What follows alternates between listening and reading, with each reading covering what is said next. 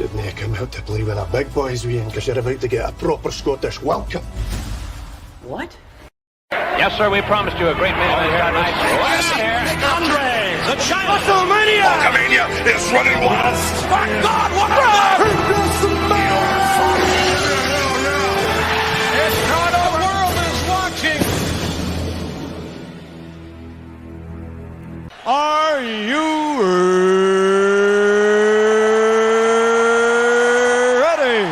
For the thousands in attendance and the millions watching around the world, ladies and gentlemen, let's get ready to rumble! The lace in your dress dangles my neck. How do I live? The death of the bachelor. Letting the water fall. The death of the bachelor. Seems so pitiful. Happily ever after. How can I ask for more? A lifetime of pleasure at the expense of a death of a bachelor. I'm turning my mind off! It feels like my heart is going to burst! A world at a table for two! And I just wanna be served! And when you think of me, am I the best you ever had? Stay on my drink with me! I'll let it draw your side! I'm walking the road, watching the sky fall. The lace in your dress dangles my neck. How do I live? The death of the bachelor. Letting the water fall. The death of a bachelor. Seems so pitiful. Happily ever after. How can I ask for more? A lifetime of pleasure at the expense of the death of a bachelor.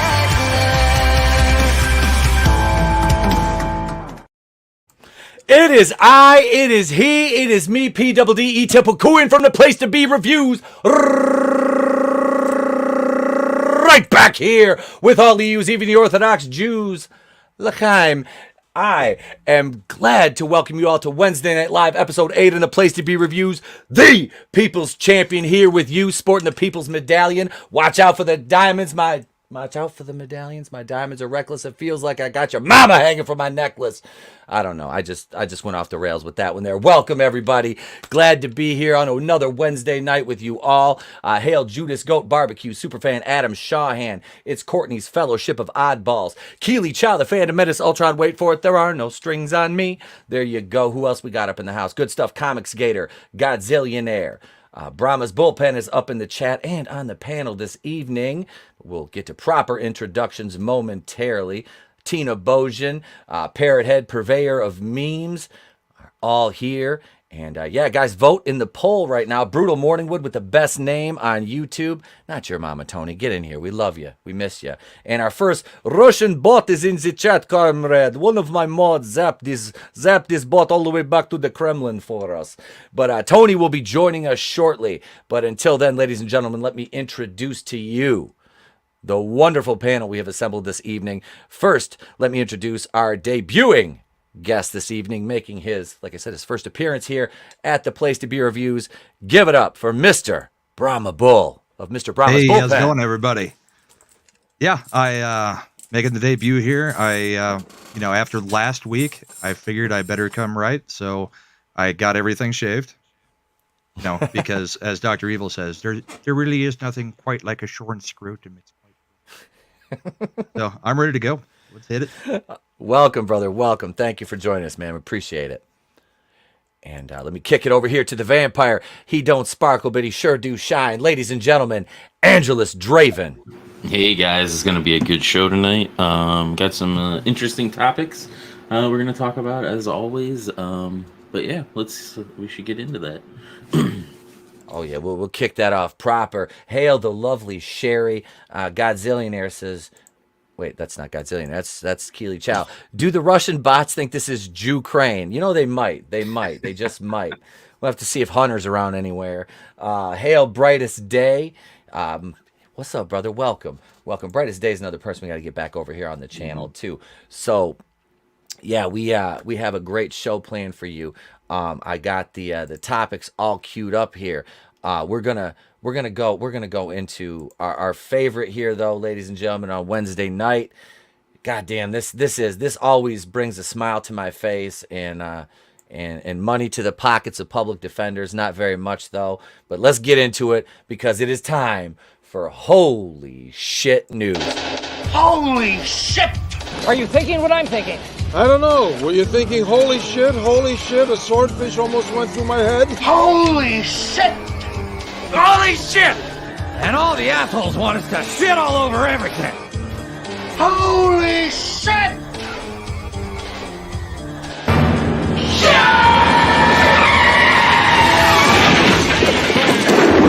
Where's the Tylenol?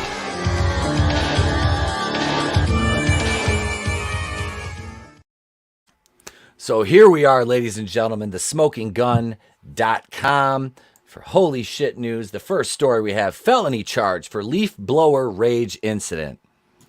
Cops, man threatened to shoot noisy neighbor and his pooch.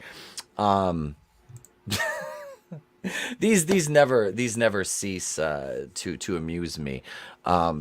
Has anybody ever been so mad that, you know, you threaten to shoot your neighbor and their dog? I gotta say, I've never been there. I've never been that mad at my neighbor. Yeah, no. I think Rand Paul's neighbor was close. With very good reason. You're wrong, Rand Paul. You're wrong. This kind of shit reminds me of like the incidents with people like shoveling their cars out of stuff, and and then they like freak out and then beat the shit out of the other person or whatever. We had one of those like I want to say last year or something, like here, where they literally like shot down the person because they got pissed off because they like were shoveling or having issues with shoveling snow. It's like, what the fuck? Yeah. I mean, when you've got like a duplex and the neighbor shovels half of the sidewalk and their driveway and the other leaves the other half for you, but going so petty that you decide to go out in a robe with a gun. Not quite there. I got it pretty good then, because my neighbor was actually across the street is my principal from elementary school, and he comes over and snow blows my driveway for me. So I guess I'm lucky there. Like, I have a snowblower with an enclosure on it and everything. Like, you know, I can go out there in tennis shoes and do it. It's fine. But he's retired, and he comes over. He's like, hey, he goes, don't worry about it. I got it. I'm like, okay. He goes, I need something to do anyway. I'm like, well, you can shovel the walks too while you're, you know. But no, Yes, it it's is. good you weren't a complete pain in the ass in school then, huh? The thing is, he hated me. He hated me. But I was like really, really, really good friends with his son, like all the way through school. And like when I got older, he was like, oh, this, you know, I bought his son's house. Oh, okay. I bought his son's house across the street because his kid moved, and I needed a house, and it was like a perfect size for us, for like a stopgap house, and that's why we're like designing the new now. But yeah, so I moved. He takes care of it for me. It's kind of nice. But so yeah, I've never threatened to shoot my neighbor. Felony charge for leaf blower rage incident. This I'm gonna say this sounds like white people shit. I'm just going to say that off the bat. We'll see if I'm right. Wearing a bathrobe and a holster on his hip, the owner of a $1.1 million Florida home threatened to shoot his next-door neighbor and the man's dog in retaliation for the victim's 7:45 a.m. leaf blowing, according to police.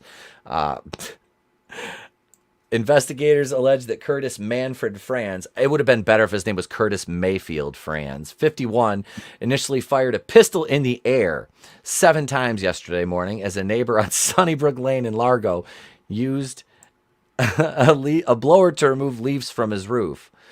Minutes after hearing the gunfire, the neighbor told his police Franz appeared in the backyard holding a firearm.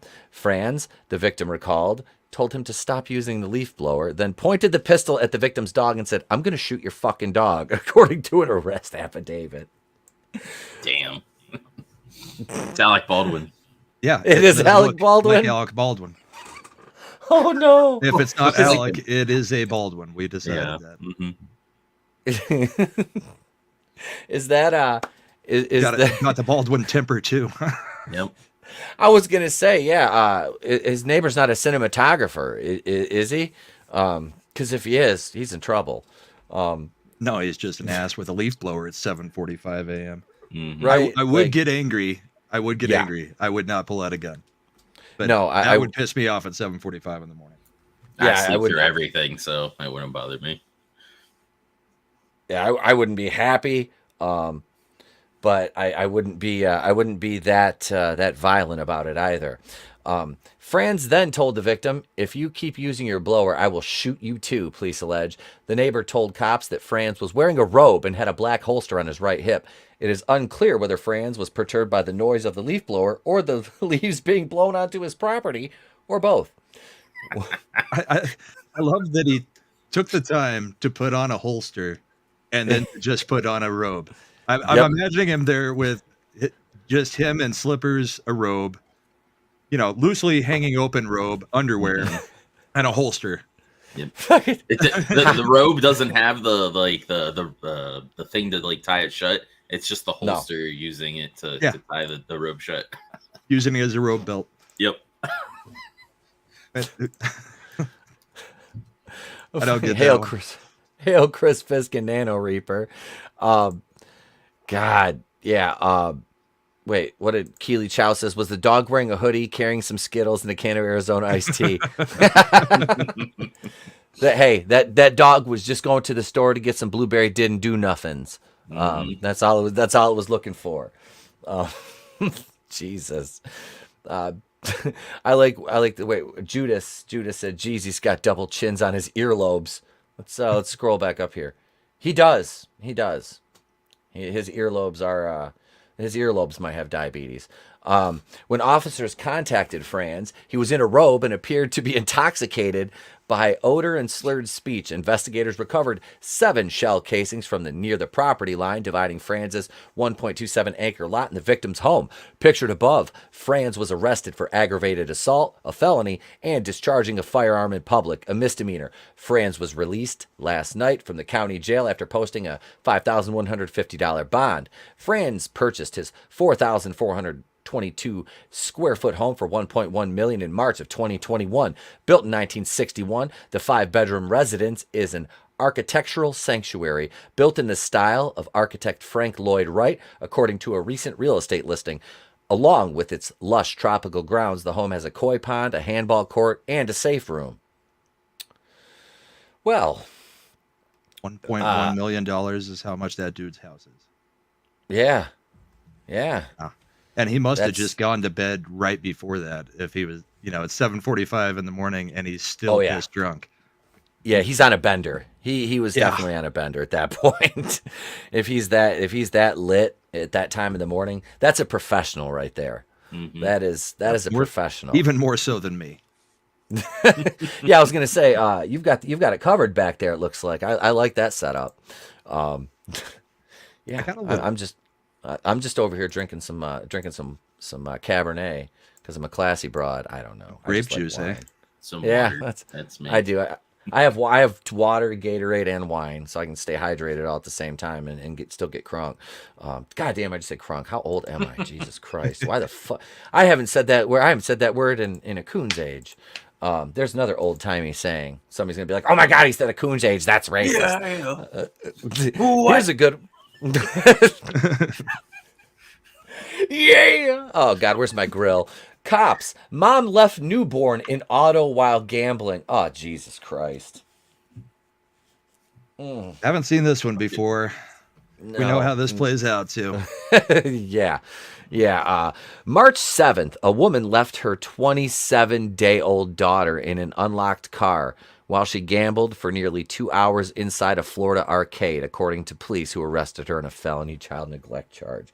Of course it was in Florida. Of course. Of course it was. Police were dispatched Friday afternoon to a parking lot in Sebastian after a 911 caller reported there was a child by itself in Why wouldn't it be a Nissan Sentra? Okay, so I can guarantee you I know what this person is or looks like. Parked in adjacent to Pirates Arcade, a 21 and up. I hate being right. A 21 and up over social club. When cops arrived at the lot, they found the newborn sitting in a car seat alone, according to an arrest affidavit, which noted the vehicle was unlocked. Jesus Christ. Oh, this is why we need this. This is why you need to be have a permit to have children. I swear to God. After officers were on the scene for 10 minutes, Bianca Lockett, the child's mother, emerged from the arcade. Lockett, 32, initially claimed that a friend of hers was inside the car and watching the baby while she played in the arcade. You ain't got to lie to kick it. When it only took her 10 minutes to blow through her whole paycheck. Is that what we're getting at there? Yeah, I guarantee you. Yeah, she was, oh shit, my check's gone. Let's go check on the baby. Yep. She had to come out, turn a trick real quick. And Lord, I apologize. That's not right. I don't even know what kind of outfit that is. That's just, I don't know. It's weird. She apparently was going for that Seinfeld puffy shirt look. She wanted to be a pirate. Okay. You could be the first pirate, but I don't want to be a pirate. Trying to blend in at a Pirates Arcade. Right. Maybe I can sneak drinks if they think I work here. Oh, God. Godzillionaire. Bianca ain't going to lock at my door. Nano Reaper. And it was Nissan Sentra number car of single mom with babies from different daddies. Keely Chow. Is there a way to blame Brie Larson for this? Keely. She's not happy with you. Oh, God. Did this happen around the first of the month? Oh, Chris Fisk. It's the first of the month. Gots to go. Blow my check on gambling while my kid cooks in my two-door sedan. Wake up. Judas Goat Barbecue was made from one of the tablecloths of the arcade. She is a pirate, just a different kind of pirate. Bianca had to do her hair, toss, check her nails. She could be Lizzo from the neck down. We don't know.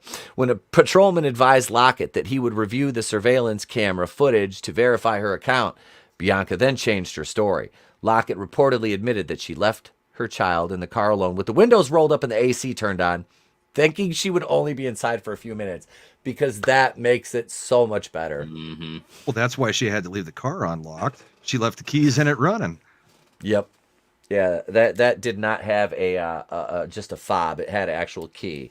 That's why they probably noticed the vehicle. Like, if it wouldn't have been on, they may not have noticed. Yeah. Yep.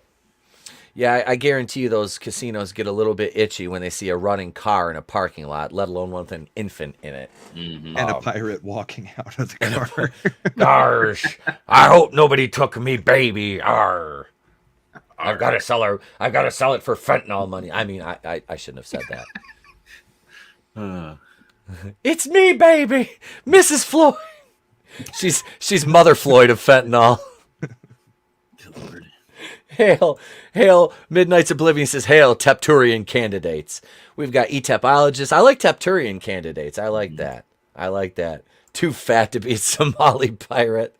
Yeah, I don't think Somali pirates. Now. Look at me. I'm the captain now. I am the captain. Yeah, that guy weighed like all of 4 ounces too. Mm-hmm. Lockett. The infant, cops reported, had dried poop from poor cleaning, dried skin, lips were chapped, and she appeared to be malnourished. Oh, as a parent, this makes me think so many things, and none of them are legal. Since Lockett did not have adequate food for the child in the car, police purchased baby formula to provide the infant with nutrients and liquid to offset how dehydrated she was. Lockett was arrested on a pair of felony charges for leaving the infant alone in the car while she gambled for approximately 1 hour and 44 minutes. Lockett is being held in the Indian River County Jail in lieu of $50,000 bond. The arrest report does not indicate who is now caring for the newborn. A judge has ordered Lockett to have no contact with the girl unless it's approved by the state's Department of Children and Families. Seen above, Lockett is currently on probation following her no contest plea in September to a felony grand theft account. Lockett was charged with stealing $1,000 from a Chevron gas station where she worked. There's easier ways to put a kid up for adoption than that. Mm-hmm. Right? Oh, God. True. What a useless human. Yeah. Can I just say, gee, is anybody shocked that the father didn't step up and take the child? You'd have to know who it is. Yeah. The father probably couldn't breathe. And demonetized. I'm guessing by we were from the word go. I just feel like this mother was like she was a pump and dump, and dad was like probably never saw him again. Mm-hmm. And this poor fucking child now. Actually, you know what happened was probably best for the child, because the child was little to no long-standing injuries or effects from this. Mm-hmm. So it'll hopefully be able to go to a home where it'll be properly cared for now and not get stuck in the fucking system forever. Let's see. Chris Fisk says, "Holy mother of fentanyl." And Adam says, "Yep, she'll get the kid back. Just wait." You know what? Probably. Mm-hmm. It'll be like that. What was that? Losing Isaiah movie with Halle Berry back in the day, where she played like a crackhead, and this family adopted her daughter, and she got clean and ended up getting the kid back. Oh. Yeah, it'll be like that. But this bitch will never get clean. No worries. She'll just poop out another and have the American taxpayer fit the bill, says Chris Fisk. Yep. And Chevron. And Chevron. 2012 Nissan Sentra SE Single Mom Edition comes with Joe's special edition crack pipe. Mother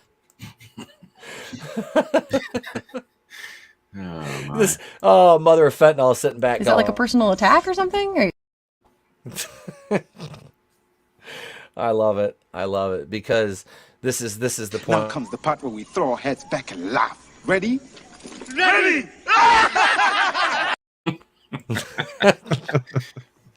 I mean, it's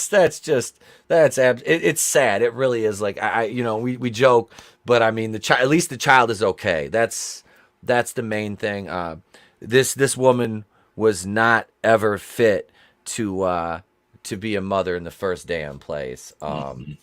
I can't. Damn. Parrot head. This child's dada was a turkey baster. Oh, Glinzer, she knows who the father is. Thanks, Maury. Yep, that's about right. I love Maury Povich. That the best was like the reactions to finding out like they weren't the father, because you knew that it was going to happen. It happened the same way every time. Mm-hmm. Maury comes out, reads the results, and then if you are not the father, the mom. Well, she starts crying, runs backstage. The dad jumps up. I told you. I fucking told you, bitch. I told you I wasn't a fucking kid. Yep, that's every time. Whoops, my dog just started barking. Nobody's breaking in. Yeah, Draven, were you here a couple weeks ago when everybody's in bed, the dog starts barking out, and the door, I was like, shut up. But I was a little bit louder next. I was drunk, and my wife, I thought she was in bed. She wasn't. She goes, what the fuck is wrong with you? I'm just sitting here on camera going. If I don't move, she can't see me. That's right. I was like, I'm sitting here with a bag of edibles going, if I stand so still, she can't see me. She's like, no, you're just really high. Knock it off. I hear her walking by. Parrothead eats up the dog Yeller. It happens. As long as it's not old Yeller. All right. So here we go. We got our third story.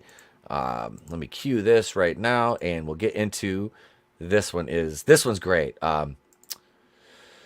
Uniformed Boy Scout executive is busted. The Boy Scouts. DUI rap could lead to loss of driving badge. Of course he's a Florida man. Why wouldn't he be? March 9th. Before we see the picture. Yeah. Is this another Alec Baldwin story? Is it him and Canteen Boy? Oh my! Is everything tied to Alec Baldwin tonight? I think we have this is the into the Baldwin verse. If it's Canteen Boy, I'm crazy. Here we go. A Florida man arrested while wearing his Boy Scout uniform could have his motoring badge suspended following his collar Monday night on drunk driving charges. Responding to a 911 call about a suspicious vehicle parked on a dead-end street in Deltona, a central Florida city, police found John Burke, 39, at the wheel of a 2021 Kia Soul, a new way to roll. Burke, an officer noted, was surrounded by numerous alcoholic beverage containers. Jesus Christ, I didn't know being a scoutmaster was that difficult. He looks like Dewey from Scream. He does. Or the asshole from the Green Mile, the one that married like the 16-year-old chick. Yep. He's got the same like lower half of his face, that kind of saggy, jowled thing. Yes. Yeah. Yes, he does. Oh. Burke, an executive with the Central Florida Council of Boy Scouts of America, told an officer he was having marital difficulties and wanted to take a drive. As seen above, Burke was still in his Boy Scout uniform when he was contacted by police around 11:15. Good thing he didn't go to the Blue Oyster.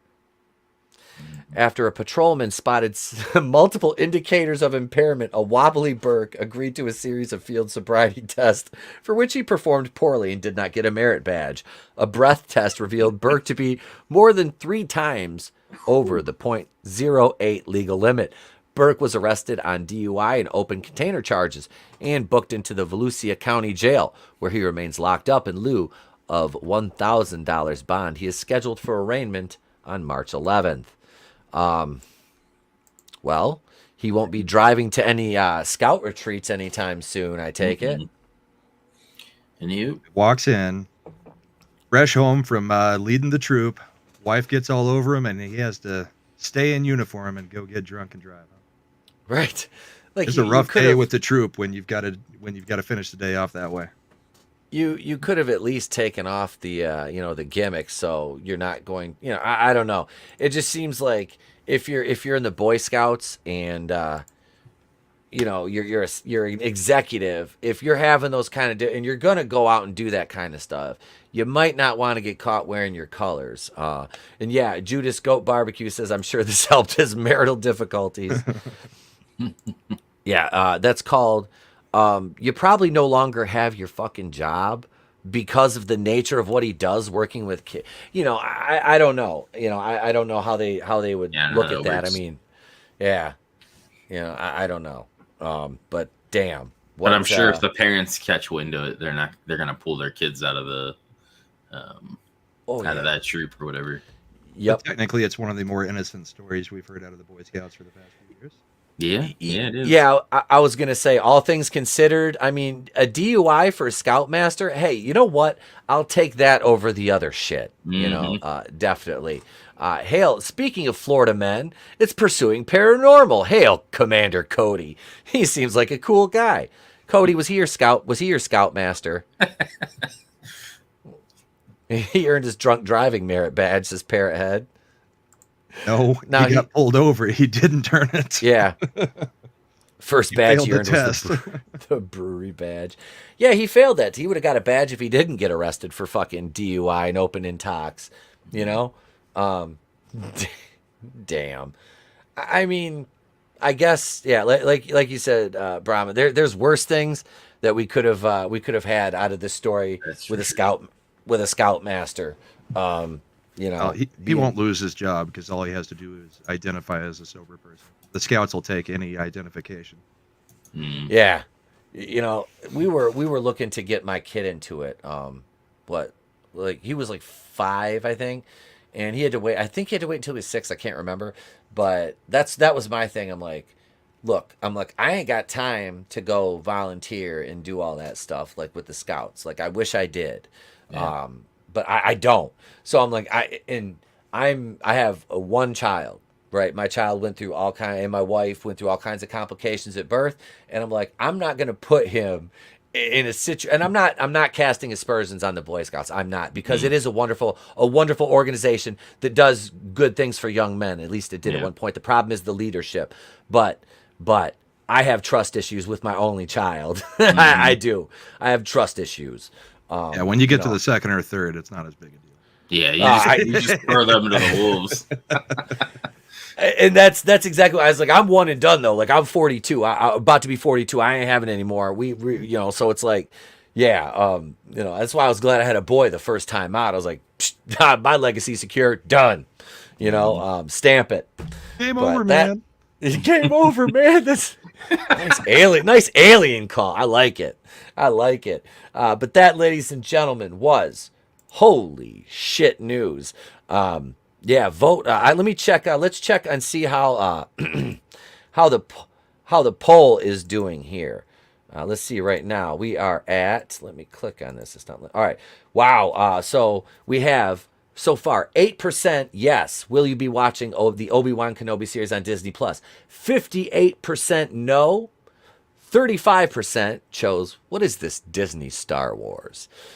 So keep voting in that. We'll leave that open during the remainder of the show, ladies and gentlemen, for you to vote on.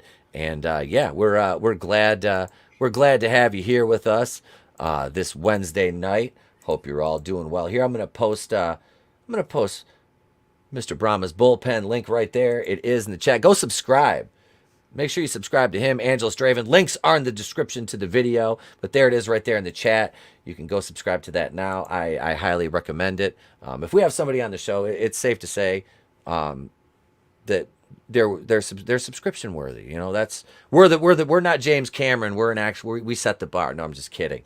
But no, please do subscribe to our panelists.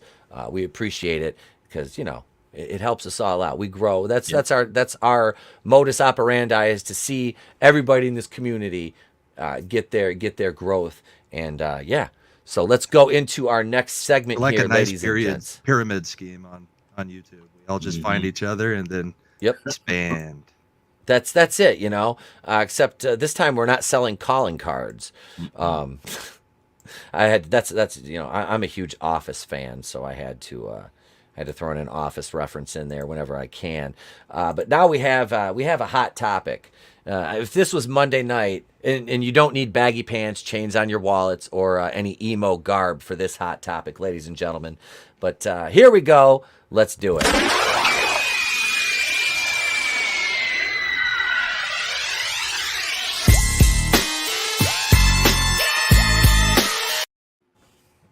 That footage, of course, was provided to us from Minneapolis Skycam during the Summer of Love, baby.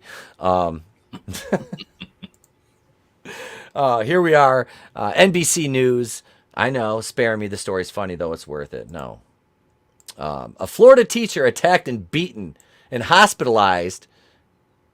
They were attacked by a 5-year-old student, police say.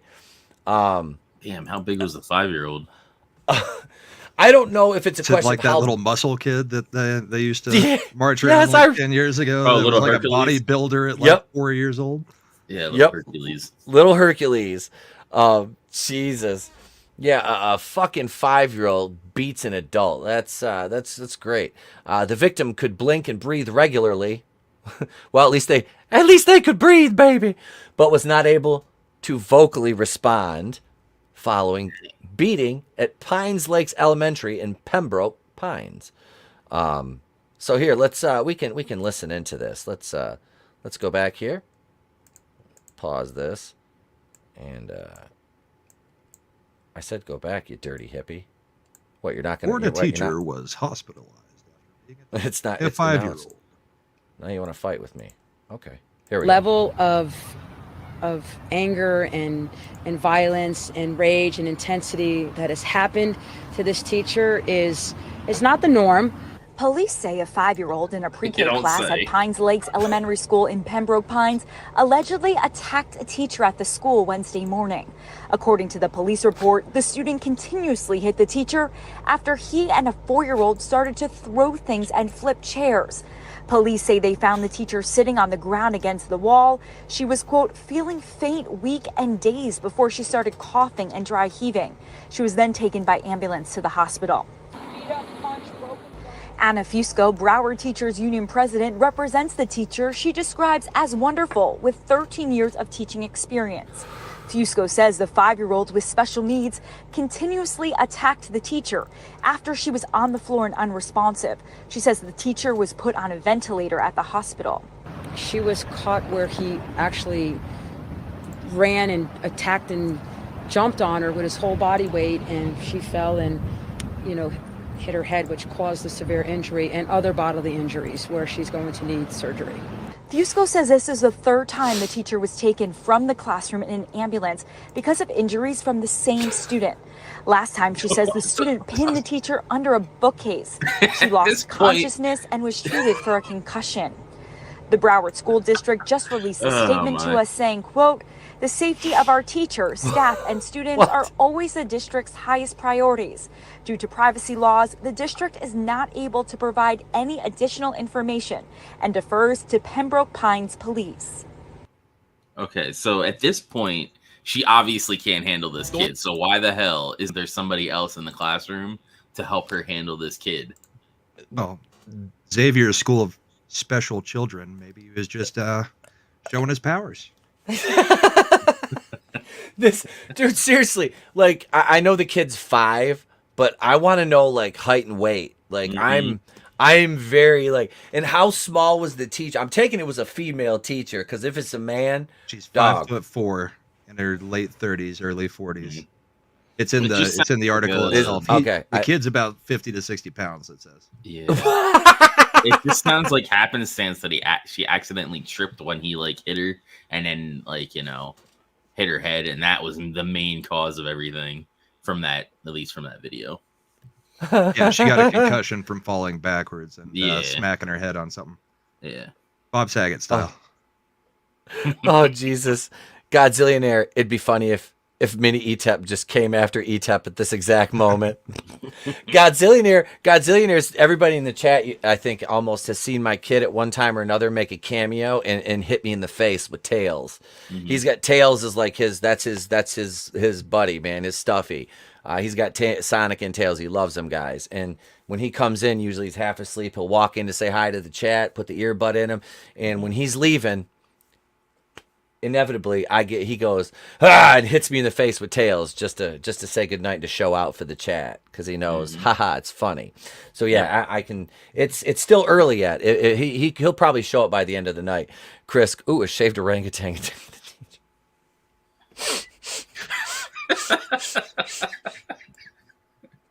That's good, Chris. Where's it at? Where's it at? Hang on, I'm looking for it. You've got to do better. We have actual footage of the student attacking the teacher. Here it goes.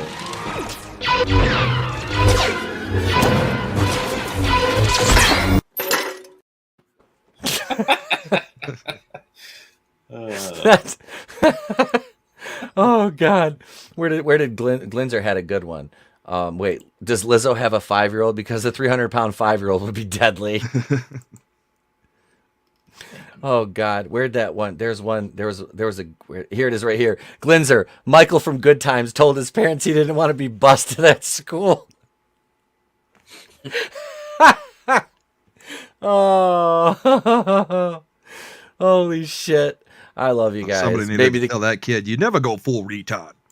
Never go full retard. I need that. I need that GIF. Jamie, where's the clip? We need that footage. I haven't made that one yet. I have not made that one yet. I need to. I've used that in so many videos, but that's well, that's not the case here. Thanks, Grace. Thanks, Grace. We love you too. God, that. I don't know if that's more a hot topic or what the fuck. Like that's just an adult getting their ass handed to him by a fucking small child. I'm so a 5-year-old. Yeah, you're talking about a grown ass adult. Like a grown-ass adult. Yeah, Midnight's Oblivion. Glinzer coming with the deep cuts, man. A Good Times reference. I love Good Times. I know. Good times, temporary layoffs. Good times, hanging in a chow line. Yep, oh yeah. Baby, ain't you glad we got 'em? I got Wheezy. Wheezy hangs out over here. Look, she's just Wheezy's up. George, we live in that back there, in that deluxe apartment. I can't breathe, George. Sorry, I apologize. Drink your juice, Billy. There we go. I need the Loja. I had the Loja used to be in the entrance, but I that song, the intro song we have, Death of a Bachelor by the amazing Hearing Shapes. I'm so sad that lead singer left the band because I was literally, I was going to she left them like 2 or 3 years ago. I was going to hit them up and see if I could get her on because I'm like, she's freaking incredible. And yeah, she left the band. Anything else or? I haven't seen anything from her. She maybe. I kind of just vaguely looked, but yeah, her vocals are. That's why I use 2 of their songs. One on Monday, one on Wednesday, because I'm like, I'm not even that big of a Panic at the Disco fan at all, and that damn. No, but that version, I like a little screamo, and that version of that song is just it's tight. It is. Got a whole playlist of metal covers that is just pop songs covered by metal bands, and it's nice, awesome. I like that stuff, man. I knew this band from Detroit through a friend of mine. They were called Inkvine, and they did a cover of Rocket Man. Oh, it was fire. I think I still have like the CD somewhere because they put out like an 8-track like promotional CD. One of my buddies was a rapper, and he was in the studio at the same time as them a few times, and so he got to know him, and they opened a show for him at one point, which is kind of cool. But little crossover. Yep. Dude, little white dude grew up in the same town I did. Which is basically about 95% white, and this dude was down rapping at St. Andrews Hall and shit in Detroit, and doing like winning like freestyle fucking like battles down there. You know Eminem? No, this guy's not an MK Ultra puppet. That's like me. I know. There's my Q sticker. I know Matt from Ashes Anew. He went to I went to school with him. He was in my class. Okay. So yeah. So we'll hit each other up every now and then, but yeah. Nice. All right. Well, I wanted to wait for Tony to do this, but it looks like it'll be Draven squaring off against Brahma tonight at the Quiz Sensation. That is, of course, sweeping the nation. Now, chat, if you're new here and you don't know how to play, what we're going to do is I'm going to ask Brahma and Draven each 3 questions from the Do You Know Me deck. You guys will have 1 minute to opine your answers in the chat. We'll collect those, and then I'll ask the other panel. Normally we have, a couple panelists to ask, but we'll be 1 each tonight. So it's important that everybody in the chat participate, because high score wins at the end. We'll do the 3 questions. So let me cue that beautiful Do You Know Me footage, and we will get going. And if Tony gets here in time, he can jump in. So ladies and gentlemen, without further ado, the quiz sensation that's sweeping the nation. Do you know me?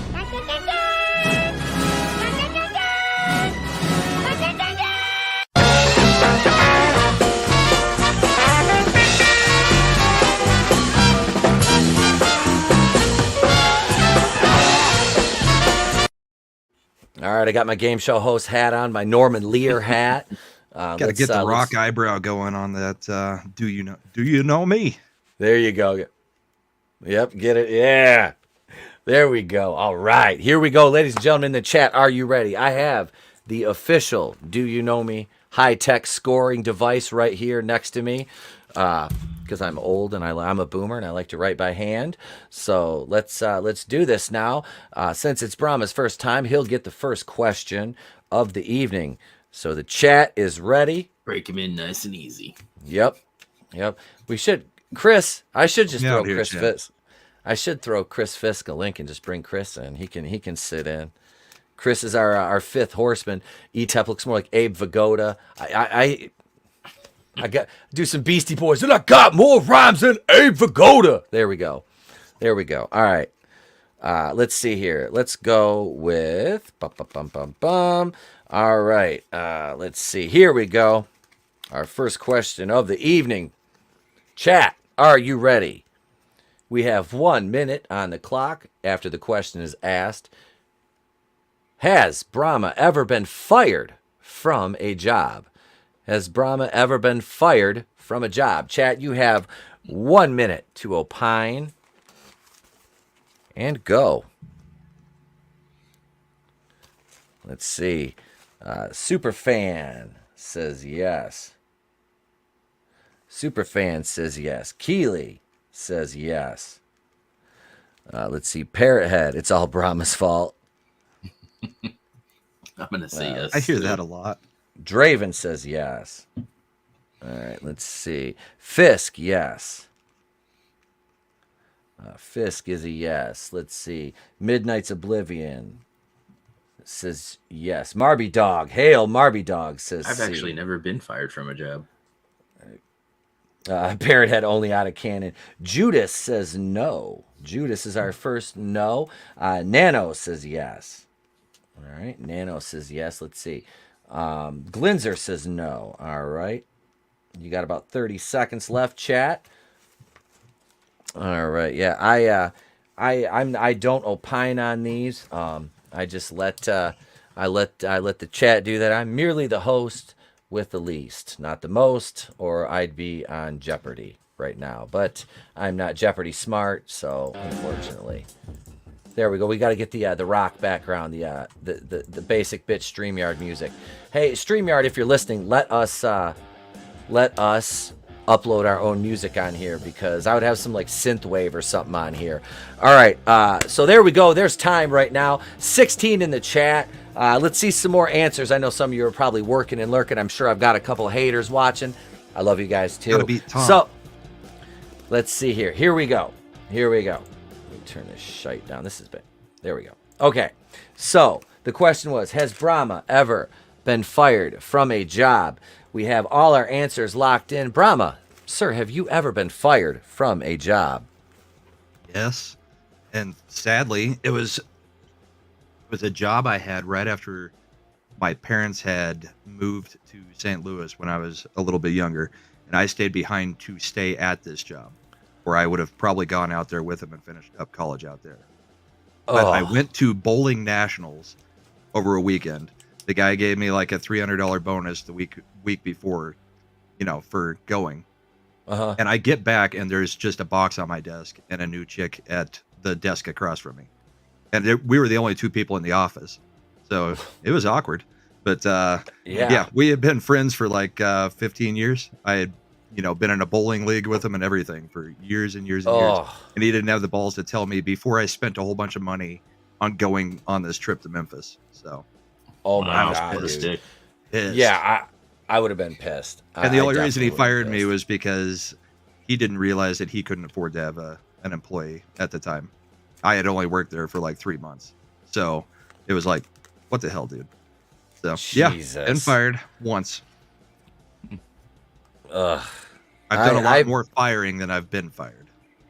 I've been there. I've been on both sides too. So it's like there's a couple times where I've been fired where I was like, meh, whatever. But then there's a couple where it's like like the vindictive type crap. Yeah.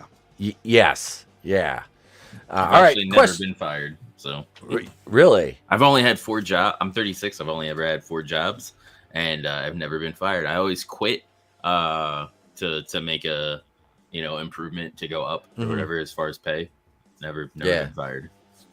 My first firing was firing my wife. Jeez. When we were dating. When we were dating, I was her manager, so we couldn't keep working at the same place if we continued dating. So I was just like, all right, well, if we're gonna keep dating, you're fired. So worked out. We got married about 8 months later. So nice. See, everything happens for a reason, right? Yep. All right, here we go. Question number 1 for Draven. Has AngelousDraven ever been arrested? Has AngelousDraven ever been arrested? Chat. You can weigh in now. 1 minute on the clock. Give us your answers. Has Draven ever been arrested? Brahma, what do you say? Has he been arrested? I don't know. Vampires don't do well in the day, so sitting through jail during the day wouldn't go that well. I think he'd be gone if he had been arrested. He only comes out at night. No, I'm gonna go with no. All right, Brahma says no. Let's see. We got Midnight's Oblivion says no. Superfan, no. Super says no. All right. Nano says no. Glinzer's a no. They think you're squeaky clean. You guys think Draven's hands have been soaking in ivory liquid, to quote Cosmo Kramer? Marby says yes, for making America great. Arrested for stealing a bag of Fritos. I fucking hate Fritos. They are the worst. They taste like cardboard. You know, the only thing I've been arrested for was stealing hearts. Stealing hearts. Keely says yes. Yeah, that's yeah. Hearts and minds, and some credit card numbers, but that was another story. Anyway, ladies and gentlemen, 30 seconds left on the timer, folks. Get those votes in now. Get those votes in if you haven't opined yet. So we got, I personally, I mean, if I was a betting man, which I'm not, which you want to bet if I bet. Anyway, I would say Draven. What are the odds of me betting? I would say Draven. I don't know. I wouldn't think so. I've gotten to know Draven pretty well, but I don't think he has. That's the time though, right there. Draven, have you, sir, ever been arrested? No, I have not been arrested. All right. It's hard to never get fired from a job if you haven't been arrested. And if you've been arrested, if you've been arrested, probably got fired from a job. Right? Yeah. All right. He's so giving right extra now, clues. This is cheating. Right? Official protest. We got to send this to the judges. Oh shit! Hang on. Where's the judges? Wait, one of them's here. I know one of them's here. Hang on a second. Where's he at? He's here somewhere. Man, that's some bullshit. I'm gonna say no. Hey, man. Somebody was supposed to send Kamala down with some knee pads and a grilled cheese sandwich. Ironically, that's what it's like spreading her legs in the morning. Ha ha! Biden out. All right, ladies and gentlemen. I'm sorry. I apologize. Horrible joke. But true. Mm-hmm. Corn Pop's been arrested. Corn Pop was bad, dude. Oh, yeah, Corn Pop. Come on, man. Yeah. Come on, man. Get vaccinated. Kids, they used to play with my hair. Hey, just glisten. Touch the hair on my legs, man. It's yeah. Hey, I used to go to the pool. The black kids would, yeah. Poor kids are just as smart as white kids. All right, question number 2 for Brahma. Here we go. Has Brahma ever left a bad review on Yelp? Has Brahma ever left a bad review on Yelp? Has he ever had service so bad it compelled him to go to Yelp and leave a negative review on that? Keely Chow immediately says yes. Wow. Keely's like, yeah. Godzillionaire says no. Midnight's Oblivion says yes. Vaccines don't stop COVID. Vaccines don't stop COVID. Get vaccinated, says Marby Dog. He's left bad reviews, but I don't think it was on Yelp. So Chris Fisk, I'm taking it that's a no. Fisk is a no. We're counting Fisk as a no. Yeah, I'm saying the dude no fires. as well. Midnight's Oblivion says the dude fired his wife. Of course he has. Wasn't my wife at the time. Draven says no. Glinzer says yes. I don't know.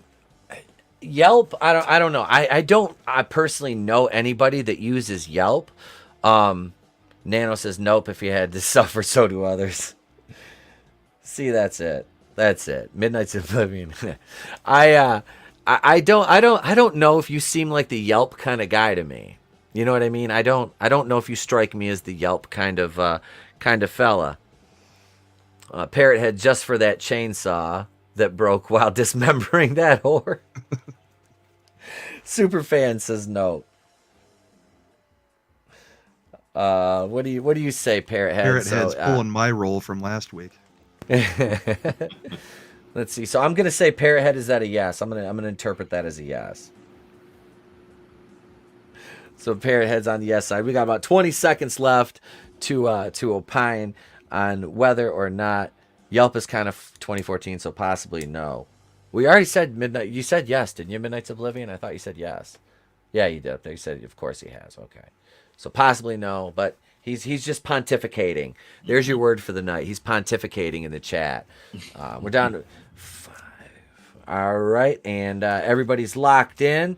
All right, so it's all good, Midnights. It's all good. Have you, Brahma, ever left a bad Yelp review? Never been on Yelp in my life. I mean, I'm 40 years old and just started YouTube a few months ago. I'm a little bit of a late adopter. Okay. I don't care about reviewing people anyway. I mean, I just don't go back if I get bad service. I just fire the restaurant or whatever, you know. Right. That's it. You just kind of wash your hands of them and like that's it. It's good and done. All right. I mean, so it could right have been now, a bad day. I'm not going to try to ruin a business or a server over something like that. I'm just not going to deal with them ever again. That's it. That's where I was at. I've been to that. You know, those places where it's like, you know, I could go online but I'm not going to. Yelp, small Marby. This gets highlighted and you get. I think. Yeah. I guess I had the right answer then. Yep. What's really funny is the owners of restaurants that go on there and like yell at customers about their terrible review of the restaurant. Mm-hmm. I mean, probably the only thing I've ever seen from Yelp is just watching those influencer videos where they're like, and they wouldn't give me a free room, so I'm leaving this bad review. Yep. Yep. That's It's as much as I know of it.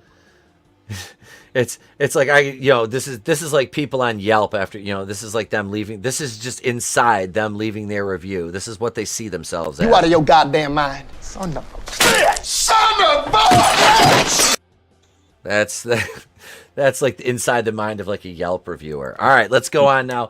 Let's get Draven hit so much. Oh god, yeah. That and the football. Ron. Oh, the the college football. Balake. Jay Quellen. Ain't no Jay Quellen here?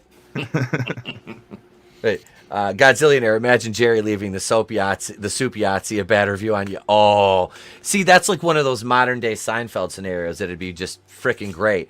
Elaine would be taunting him on like Twitter with the recipes that were left in the armoire instead of walking back into the store. That would be fun. Or on the Chinese Yelp. Ron done pissed off that Yelper. Let me get Draven the question here. Let's see. This is a good one right here. This is a good one. It may seem like an underrated question, but this is a fair question because I get judgy when it comes to this question. I really do. Does AngelousDraven think that pineapple belongs on pizza? Does AngelousDraven think pineapple belongs on pizza? Chat. You have 1 minute to weigh in. The score at this moment is 13-6. Brahma is in the lead. Draven needs 8 or better on this one to win. He better think about his answer carefully if he wants to stay on Gary's good side. Let's see here. Keely comes in with a no. Let's see. I got to scroll up here. Keely, no. Superfan, yes. Well, the place I fired my then girlfriend from was Papa John's Pizza. Okay. Does she like pineapple on pizza? No, she hates it. Godzillionaire says no, and he's wrong. Pineapple does not belong on pizza, says Keely. Judas says yes.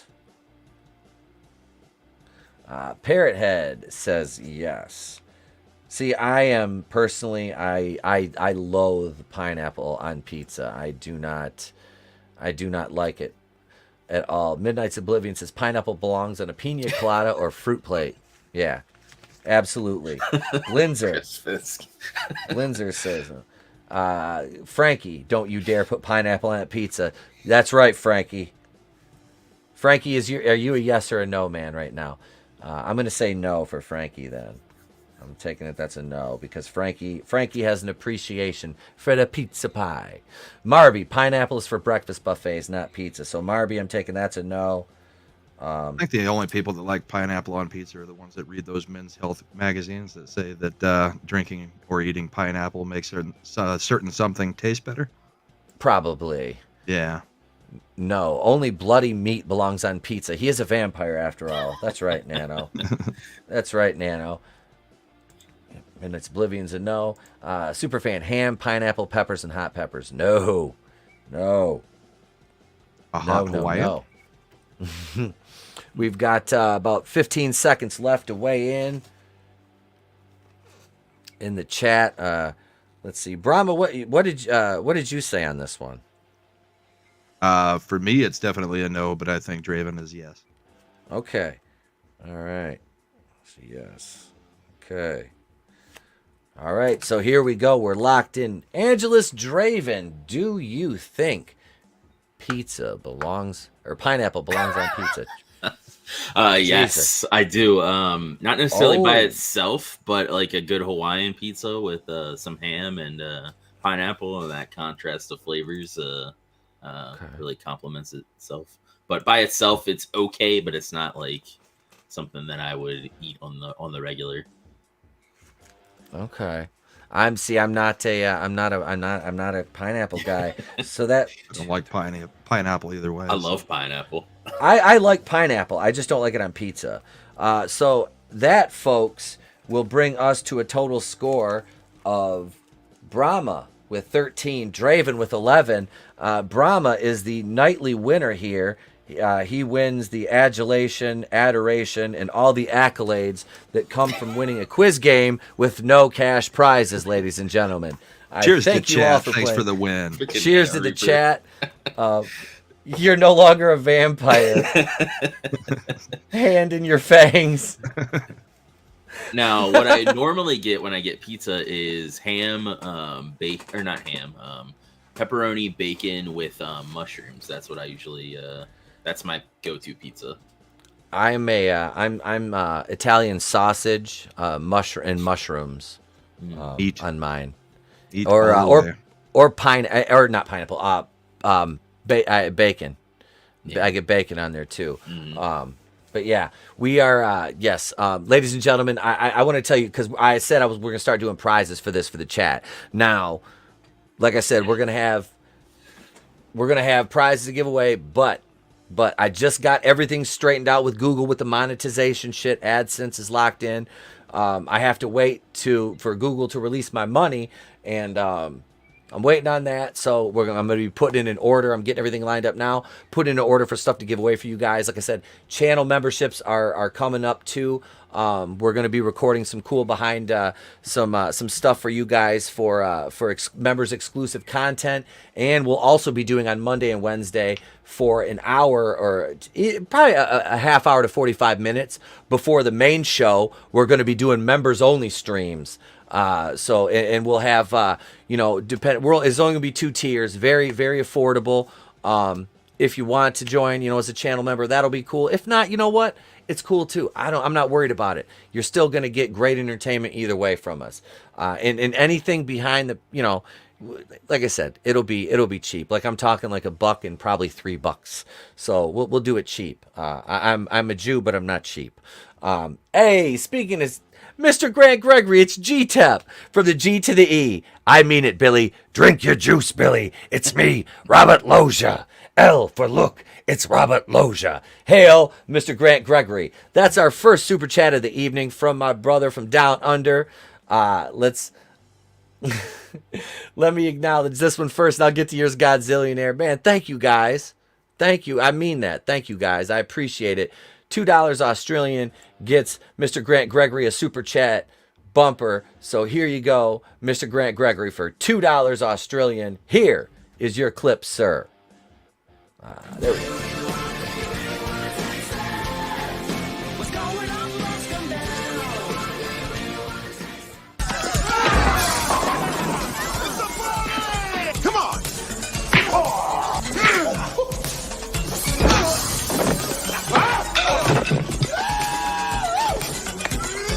Hey, what's happening, brother?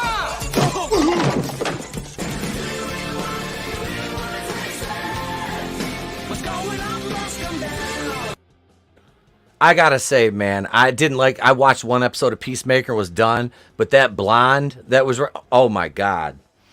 I like it. I like her because she's got a little bit of tone on her arms and shit. She's like all fit. It's just, and she's marrying James Gunn. That breaks my heart.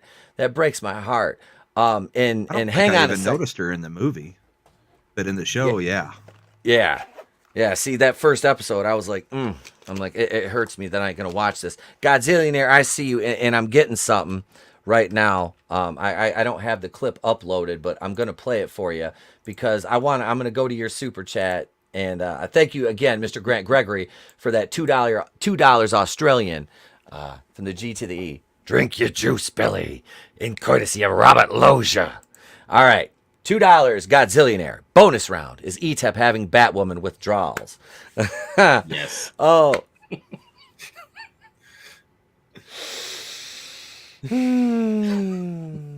I am. And that's why, guys and gals, I am going to put together the best of season 3. It's not going to be out tomorrow because I'm going to take my time, and it'll probably be out by next week.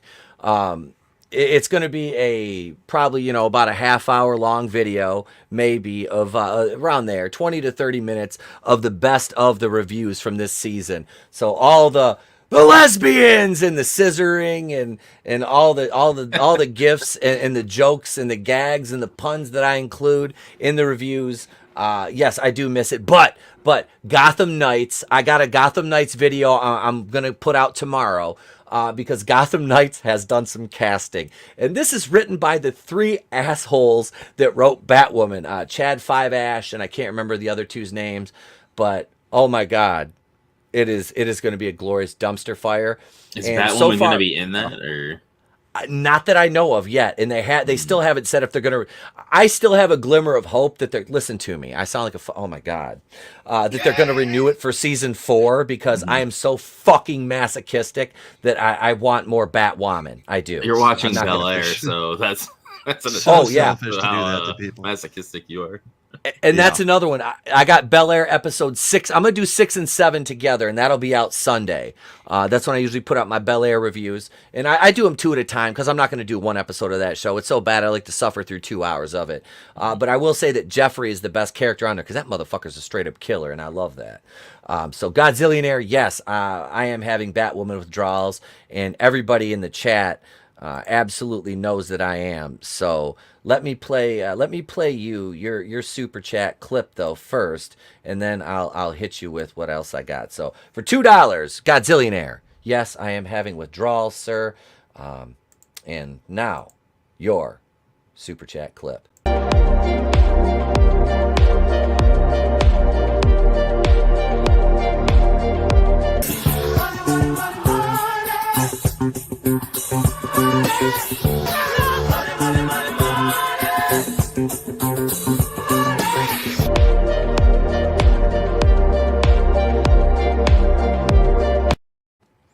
And here you go. Here it comes. The place to be reviews. I was a little frustrated. Batwoman, that's just a car. Somebody's watching this show.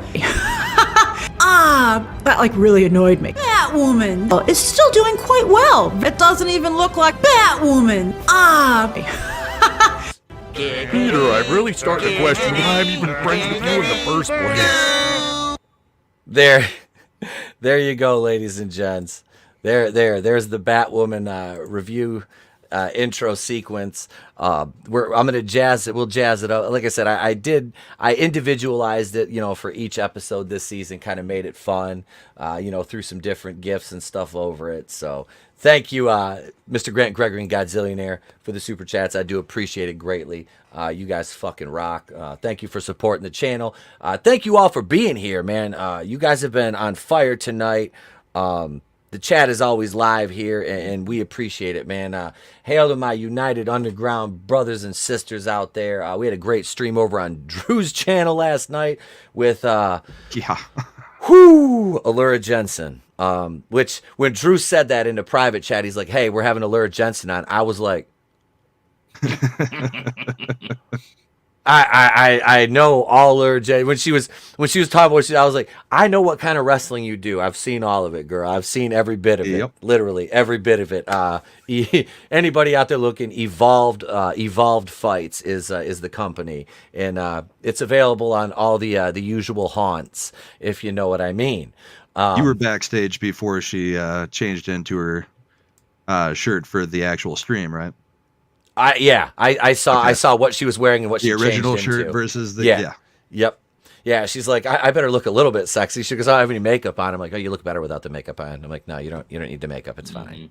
It's fine. It's fine. Just go with it. Just go with it. Did you see? Did you see LCW made Turk from Scrubs Booster Gold? Yes, I did. Oh, what? Yes. Yeah. Why? Yeah. Well, dude, his wife was Kiki Roulette on Batwoman. Kiki, are you riding? Oh, sorry.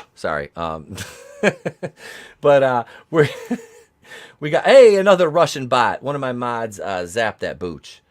Zap them. Send them back to the Kremlin packing to Vlad and tell them they are not welcome here anymore.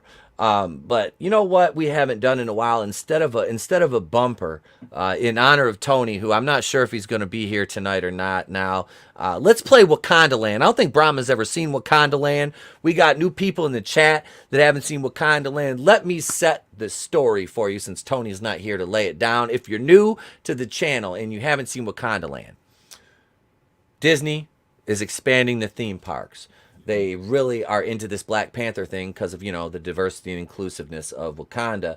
So they're working on plans for Wakanda Land at Disney, an expansion to the theme parks in the Marvel campus. So here it is, the leaked footage from Wakanda Land, and that looks good. Here we go.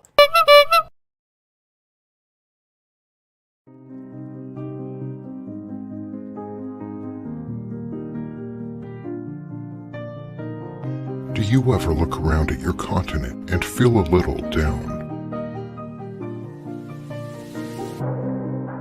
Ashamed of where you come from?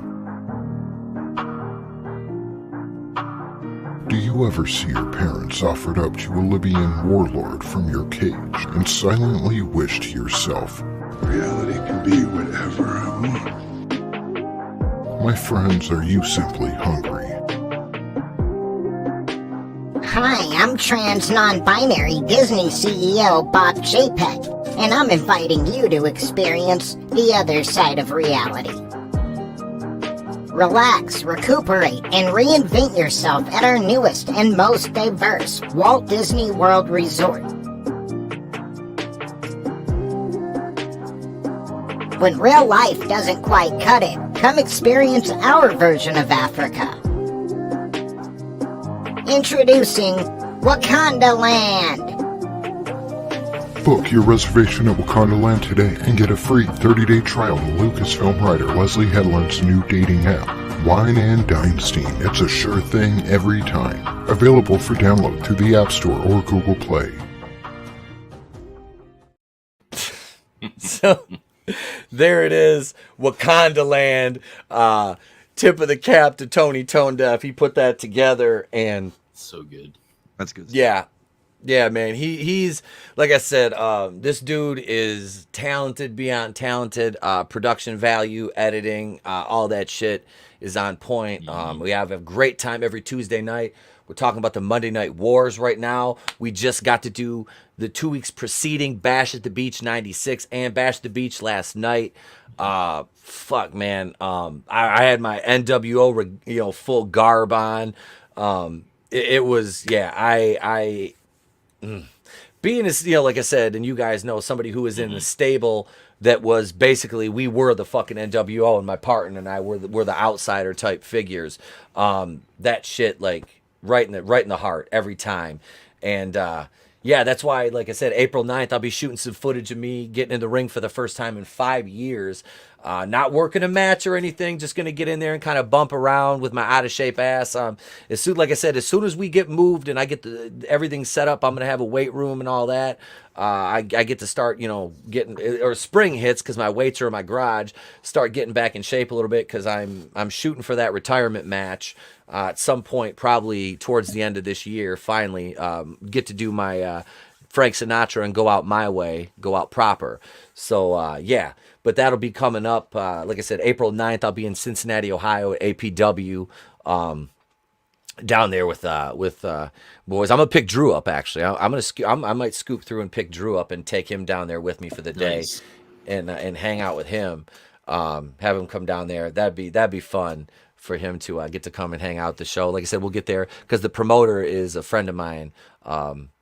So I get to. He's like, yeah, come down, man. You're welcome anytime. So yeah, it'll be fun, man. I'm looking forward to it. Hail Tim's Talk. What's up, brother? This cat is Mr.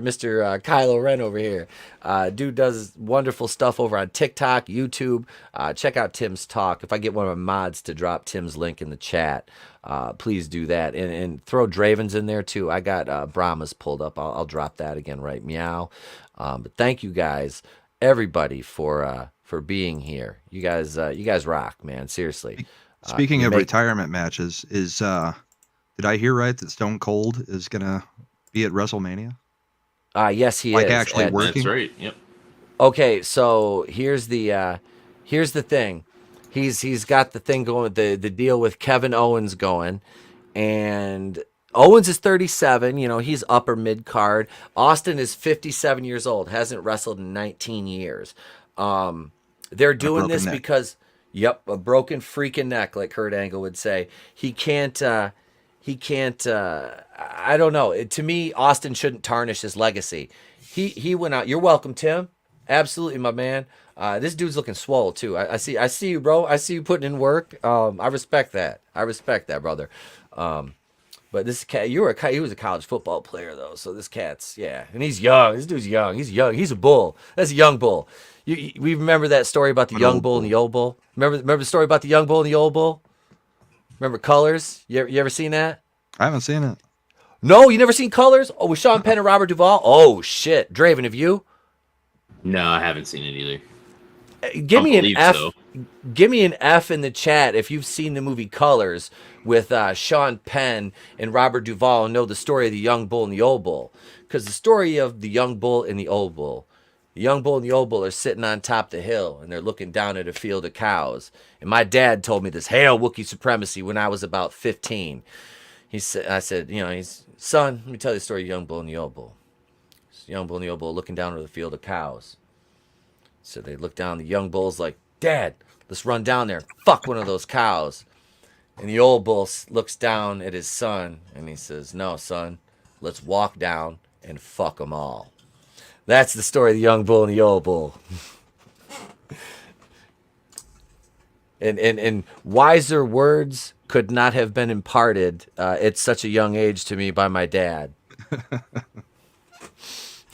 But nice. When the old man was kind of the David Lee Roth. He was just a gigolo. Anyway, that was a long time ago. It didn't rub off on me.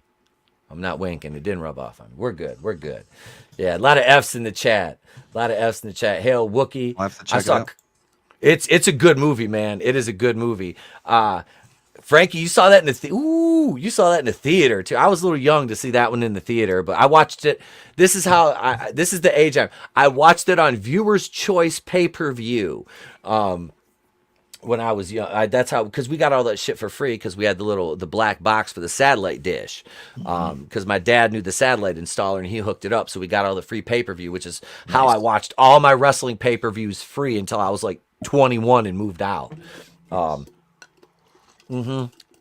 I never paid for one until I was like fucking 21. Unless we went to a buddy's house, and sometimes we go to one of my boys' house so we could chief out because his parents were like a little more mine were not as my dad's an ex-undercover narcotics cop. We weren't getting high at my house, when I was a teenager. I was like, we got to go to my buddy's house for that.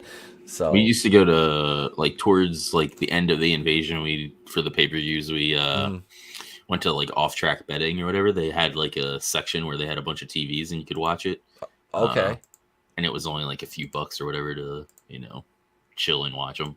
So we'd go. We used there to and just watch. rotate houses, and we'd all chip in $5-10, and Yep. Pizza, wrestling. Yeah. Oh God, yeah, dude. We'd have like of course we're all a bunch of stoners, 16, 17. We'd have the freaking buffet set up over there, and his mom, my boy is my best friend. He's the best man at my wedding. He's Mexican. His freaking mom and dad, they'd cook traditional, they'd cook food. Oh, dude. Yeah, there's nothing better than smoking a blunt and just plowing down on some tostadas. Nano Reaper knows. Nano Reaper gets that good homemade Mexican food too. He knows. He sent me pictures. Nano has sent me pictures of the Mexican cuisine on which he dines upon, and I'm like, oh my God, yeah. Here we go, though. We're over here on Bounding Into Comics. Big shout out to the crew at Bounding Into Comics. John, Trent, and the gang. This by Josh Berger, March 9th. Today, Alec Baldwin claims individuals filing lawsuits against him for on-set shooting, including family of slain cinematographer Helena Hutchins, are going after his money. Well, if the cops aren't going to do anything to him, yeah, go after his money. Whatever suit. He's got left. Yep. And that's, if you really think about it, that's exactly what the Goldman family did to OJ. It was the civil suit that hit him hardest, after the not guilty. But that civil suit, and then he got locked up for robbing those sports card memorabilia collectors, and wrote the book. If I did it, Hail another monster. What's up, brother? Hashtag FFSS. Her husband looks like one of your people, Draven. The dude that played Lestat in Queen of the Dam. Oh, yeah, it kind of does. Is that Townsend or Stuart Townsend? Yeah. Yep. Looks a little bit like him. Yeah, a little bit.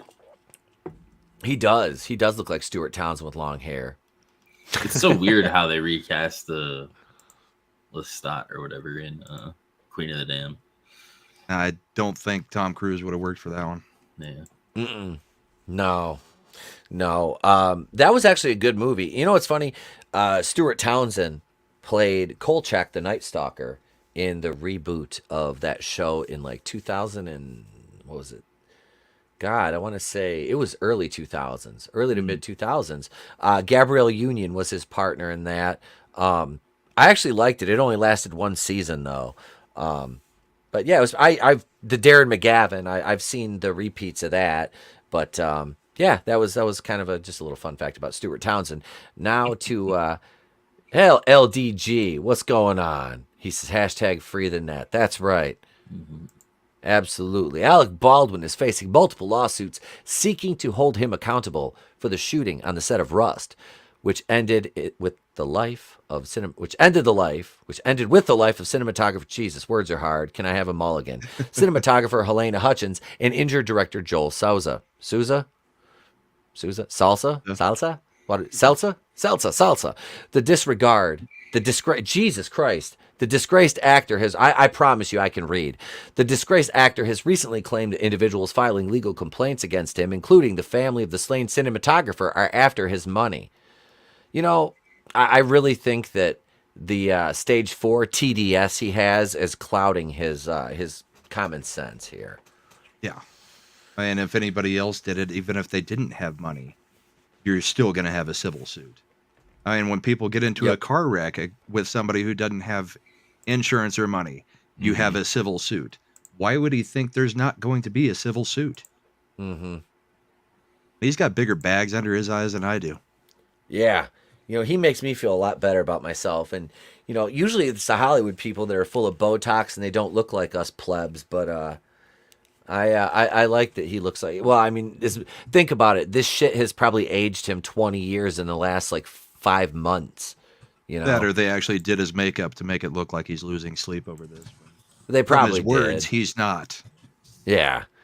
I did a video about him, and that was pretty much it. It was just He's an idiot. He's just a fucking idiot. What you have is a certain group of people,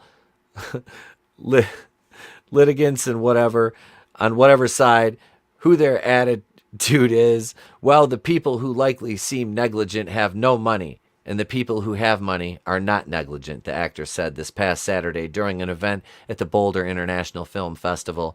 He went on, but we're not going to let that stop us from doing what we need to do in terms of litigation. So we have people that are suing people that they think are deep pockets litigants.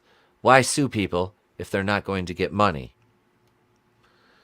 So he's trying to push it off on the armor, saying, yeah, well, that's who's responsible, but they don't have money. But he was the executive producer still, either way. So whether it's him or the production, it's still going against him. I don't get where he's trying to go with that. That's the guy's brain dead. Yeah, none of it makes any sense, really. I mean, he needs to shut his mouth. Yeah, I'm sure his lawyers are just fucking cringing every time, you know, he talks. Oh, with his TDS, you know who his lawyer is. It's Michael Avenatti, and he's behind bars just giving Baldwin a little bit of advice here and there. Yep. Like, hey, can I have my call for the day? Yeah, I got to talk to Baldwin about a situation. The creepy porn lawyer. Yeah. You know, and that was honestly one of my favorite things that Tucker Carlson has ever done, was sit there on the air face to face with him, and he's like, "Yeah, I bet you won't call me that again." And Tucker's like, he went on normal for like 30 seconds and then worked it right in seamlessly. I'm like, oh. And then, like I said, Michael Avenatti is such a good lawyer that Stormy Daniels had to pay Donald Trump after she violated the NDA. And she had to go back to stripping. She had to go back to the stage. Yeah. Yep. She had to go back to stripping. That's how good of a lawyer Avenatti is. Well, he couldn't keep himself out of jail either. No, I mean, he's going to be in jail for years. He tried to extort Nike. Wow. Like, what? Shit. It went to his head when CNN kept telling him, you should run for president next year. And he really thought he was untouchable. That guy was such a sleazeball. We have a statement from Michael Avenatti's actual attorney, and he was a retard. And there was no further comment from his representative. But speaking of retards, Baldwin went on to explain that in his career, which spans over 40 years in the film industry, he has never had an incident that put somebody else's life in harm's way, claiming that he always followed safety standards on movie sets. Sure. Okay. Except that one time he didn't. Yeah. Except that one time he killed somebody, but you know. Hey, 2 out of 3 ain't bad, right, Meatloaf? Oh God, yeah, that was a loss right there. You know, I just picture Meatloaf. He was just going out by paradise to the dashboard light. You know, that's you know, if I had any drinketh left in my other cup, but I have to with water. Sip of water for the working man and Meatloaf. Baldwin is such a biatch. Bob had bitch tits. Baldwin is such a biatch. He probably hired Gloria Allred. Doesn't she only represent women? I think so. That would explain so much. Did you ever see that he did a deep fake. He was like a woman. I put it at the beginning of my video that I did about him. It was fucking creepy. Baldwin, let's see. When someone whose job is to ensure the safety of a weapon hands someone else whose job is to be the secondary layer of protection for safety of a weapon, and they hand you that weapon, you declare that weapon is safe. Baldwin asserted, adding, that's how I've done it my whole life. Okay, so tell me that you don't know firearms safety without telling me you don't know firearms safety, you ignorant fuck. So I don't care if that gun gets checked 10 times in front of me. I am checking it and making sure that everything is safe, secured, and proper the way it should be before proceeding with anything, no matter what. If a projectile comes out of that, you treat it like it's live all the time. That's just safety practices in general. Like, just because somebody says that they've done something, you double check to cover your own ass when, if something goes wrong, you have your own ass. He hates the NRA so much, he's never taken a course of any kind. I mean, the guy's got so much TDS. But I mean, that's like, say we're on the set of Braveheart and the armorer hands Mel Gibson a sword and says, "All right, this one's safe," and Mel Gibson doesn't check to see if it's actually got an edge, and in between shots he just goes and hacks somebody up. It's like, no, how about you just take some basic safety stuff and be like, okay, I've got something that can hurt somebody, whether it's shooting a squib or whatever. Maybe especially in between shots, let's not be pointing it directly at somebody and pulling a trigger. I mean, the Braveheart thing's not a great analogy, but it's funny. It was in my head. It works. It works. It works. Oh, let's see here. The actor claimed, "All my career, without incident, I've relied on the safety experts there to declare the gun safe and never had a problem. And this happened. And of course, this is to me sometimes it's so surreal that I don't even know what to say." Oh, you always have something to say, though, Alec. Maybe I'm sorry. That would have been a great place to start. Mm-hmm. Instead of, I didn't even touch the trigger. This wasn't my fault. He just got lucky all those other times that something wasn't wrong. Like, and we used to think Stephen Baldwin was the crazy one. I mean, at least Stephen Baldwin has some right think. He is a little bit crazy, but Alec's actually crazy. Yeah. Yeah. This Midnight's Oblivion, yes. This is kind of how Brandon Lee died. Mm-hmm. Yep. Was a misfire. Well, there was a piece of it was something lodged. Yeah. It's only a prop gun if it's made of wood or foam. That's right. These are live firearms they're using. Speaking of Brandon Lee, wasn't Stuart Townsend the second Crow? I don't know. Crow City of Angels? Maybe. Does anybody in the chat know? I should know this. And I think he was one of the Crows. I'm not sure. I think you're right. There were so many stupid, sequels to that never touched the original. But holy shit! Thuy Trang was in that. Vincent the yellow Perez is the second. Vincent Perez, yep. Yeah, the second Angel, or not Iggy, Angel, the Crow. Iggy Pop and was in. Wow, Thomas Jane. Jeez, they're bringing it. I don't think I've seen that one since it came out. Honestly. No, I mean it's been forever. The first three are good, and then the one with Eddie Furlong as the Crow is the worst. Yeah. I remember that was on Sci-Fi. The only good thing about that movie is David Boreanaz, who plays Angel, as the villain, just because he does a really good job as playing a villain. I remember that because I remember thinking, I was like, man, I was like, he plays, David Boreanaz is kind of bringing it as a villain here. It was like he was basically Angelus from Angel, like in that movie. Like he brought all that fire from that character into that movie, and it was like, yeah, maybe I'm just thinking of him as Lestat again. I don't see the Crow on his filmography. I thought he was, but I think I still have the original Crow soundtrack.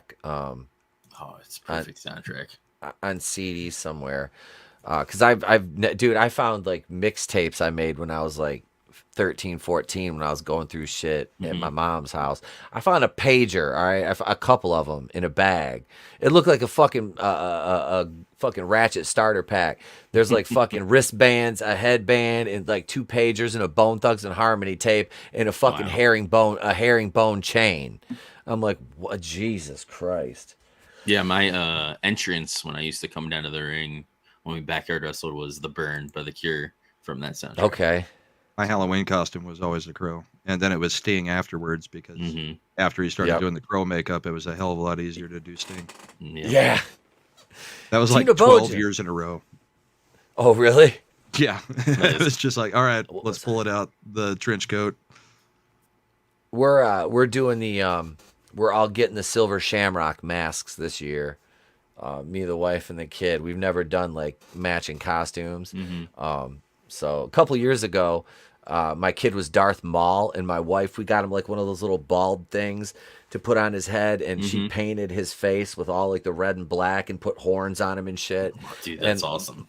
My mom, before she was really sick, made him his fucking robe, and I got him. I just got him the Blade Builders because it's cheap, and he was like 5 to put them together to make the double bladed lightsaber. So yeah, he's a badass little Darth Maul. I was Negan a couple years ago, and I don't think I even dressed up last year. I think I might have worn my.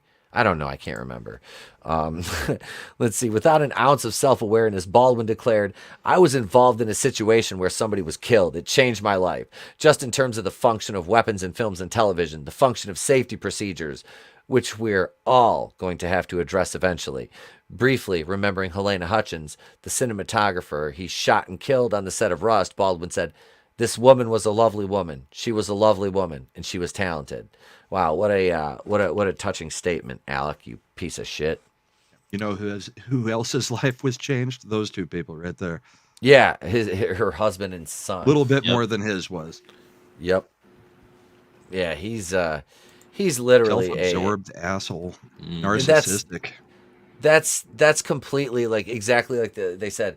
Yeah, and you said narcissistic, no self-awareness. Like, if you have any cognitive reasoning skills, you would sit there and think, is this the right thing to say? Is this the right time? Is this the right context? No, Alec, it wasn't. Not even a little bit, bud. Like, no, I mean, he's trying to push it as a gun control thing. It's Yep. like, you were the one who killed somebody, dude. You don't have any gun control talk left in you. Yep. No, that ship no, sailed. He has lost all rights and privileges to that. On the 14th of February, Cristina Martinez filed a lawsuit against Alec Baldwin for wrongful death on behalf of Hutchins' husband, Matthew Hutchins, and the couple's son, Andros. 2 other separate legal complaints have been filed against the actor since the tragic incident. The legal document filed by Hutchins' family alleges the defendant, Alec Baldwin, recklessly shot and killed Helena Hutchins on the set of the movie Rust, further noting that the other defendants' negligence regarding safety rules are also to blame for the death of the cinematographer. Absolutely correct.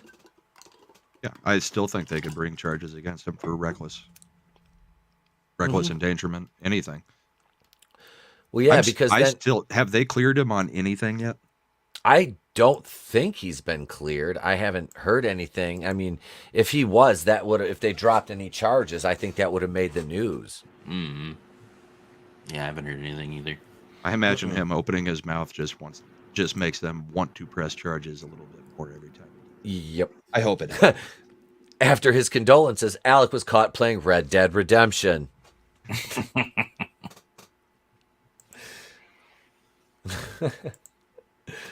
Oh no, I don't think he's been really formally like. Have they even leveled all the charges against him yet? Well, they kept subpoenaing like his phone and stuff, and he kept not turning it over. But I haven't heard of any charges or anything yet. It took him like 2 months. It was like 2 months to turn his phone over. Yeah. Oh wow. Which is I wonder how much unheard shit of. he deleted. Oh shit! Well, is it ever really gone though? That's the thing. True. It is if you're Hillary, and he listens to Hillary. Oh, we know that. We know that. She's a lovely woman. Matthew Hutchins explained that seeing Alec Baldwin address the killing his wife Helena publicly in an interview the actor had with ABC's George Stephanopoulos, who's always looking over his shoulder for Hillary, was one of the many driving factors that encouraged him to take legal action. Watching him, I just felt so angry, Hutchins told Today Show host Hoda Knights of the Old, something like that. no, Hoda Knights of the Old Cobb. We'll just call it Hoda Cobb. Regarding Bald, got a bumba clot, rude boy. Lord of mercy. Call me now for your free cut of bumba clot reading. The cards don't lie, man. Baldwin's now infamous interview. I have been overcome by this anger when I saw Helena at the funeral home, and it all really crystallized. I was trying to manage that anger, and it really came out when I was watching him. I was just so angry to see him talk about her death so publicly in such a detailed way, and then not accept any responsibility after just having described killing her, he continued. Yeah, and that's he does it with such casualty or casualness. It's really weird. Did you see that one video right after it happened where he was like out in the middle of the road and he was talking to people and his wife kept walking up and he kept being yes, shut the hell up, woman, I'm trying to talk. Yep. Yeah, he's like, I'm doing the talking. I'm like, Jesus. We can't have you on screen because you're always using a fake accent and get me in trouble for that. So shut the hell up. Yeah, where she's like from, what is it, like New York or something? Or no, she's not from out of the U.S. though, I don't think. No, she spent like a semester abroad and came back with an accent and changed her name from Hillary to Hilaria or whatever. Hilaria, whatever it is. And crazy. That Jesus. seems to be the trend on this. Everything about those two, crazy. Yep. Hail, Will the Wiz. What's going on, brother? Welcome, Will. Judas says, interestingly, Helena Hutchins was from Ukraine. The plot thickens. Baldwin had to call Hillary on how to bleach his phone. Probably. Glinzer, Alex says, Alec keeps trying to say he didn't shoot her. It was the one-armed man. Her name is stupid fake puta. Well, that's funny that you mentioned that, Nano, because I happen to have the other side of that just for Alec. Fuck that puto! There. We got one Glinzer, for do Alec. you know what Tommy Lee Jones would say to that? I don't care. I don't care. That I gift. didn't that kill gift. my wife. I don't care.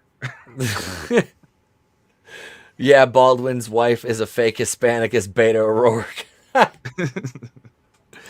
Hail, my sketchbook 3. And speaking of people who are not fake Hispanics, it's my sketchbook 340. Hail, carnal. What's going on? Welcome, brother. Welcome. Yeah, we're just kind of talking about Alec Baldwin here.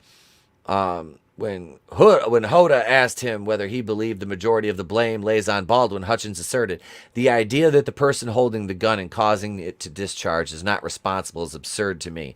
He further explained, every individual who touches a firearm has a responsibility for gun safety. Exactly. Yep. Exact. Okay. Is this Mammy Mitchell? Mammy. Sorry, I had to. Oh, Mammy. Mammy. Do I have to apologize for white supremacy for that, or do I get out? Am I just good playing the gift, Draven? Did you just play racism? Play the gift. You're good. Okay. There we go. We're good. My sketchbook. Alec wanted a mamacita, but bought the Chinese knockoff. Ukrainian, Russian, mail order bride, one or the other. This is bullshit. She was supposed to be Latina. She's from Ukraine.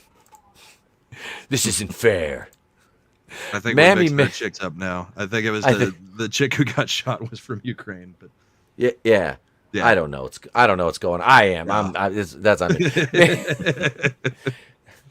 Mammy. There we go. Just forget about that and just listen to me say Mammy again, like the frog from the WB. Mammy Mitchell, script supervisor for Rust, had previously filed a legal complaint against Baldwin for assault and intentional infliction of emotional distress, alleging the actor intentionally, without just cause or excuse, cocked and fired the loaded gun, even though the upcoming scene to be filmed did not call for the cocking and firing of the firearm. Alec Baldwin should have assumed the gun in question was loaded unless it was demonstrated to him or checked by him that it was not loaded, the legal document filed by Mitchell further claims. And that's absolutely right and correct. In every tense of the law, it is. That is correct. The Especially when they've been screwing around doing target practice with live ammo on set. Yes. There was live ammo around, whether he was doing target practice or not, which I doubt he was, but yeah. No, it was like the crew the night before, and the I don't know if the armor was even there, Yeah, and half the crew walked off because of unsafe conditions. Yeah, so this whole thing is Baldwin just putting on a circus, and I mean, trying to play the victim. I mean, when it's obvious that the victim you are not, Alec. It's utterly ridiculous. It is. You know, this whole last 2 years has really been the theater of the absurd. It really has, and we've all just had front row seats to it. You know, that's like George Carlin. What did he say?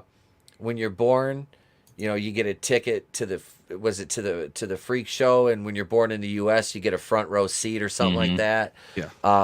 Yeah. That's basically George Carlin was a fucking genius. Yeah, he was. George Carlin was a genius, and that man was a gift that we didn't deserve, but we needed. You know, and we need people like him today. We need people like him and Richard Pryor today. You know, we really do.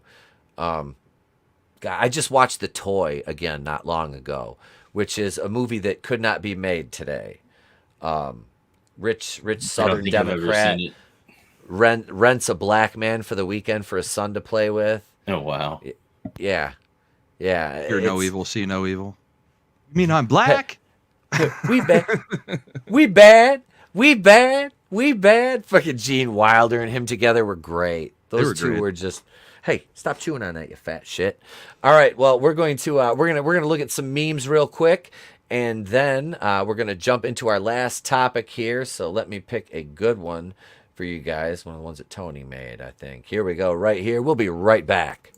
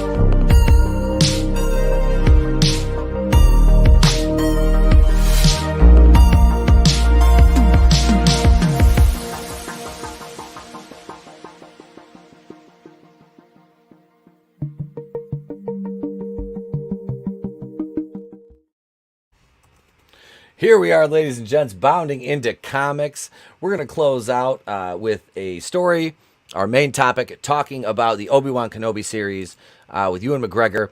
And this relates to our poll we put up tonight on the chat here, on the live chat. I'm going to look at the results right here because we're about to close out the poll for the evening. 56%, well, let's go to the yes first. 15% yes are going to watch the Obi-Wan show.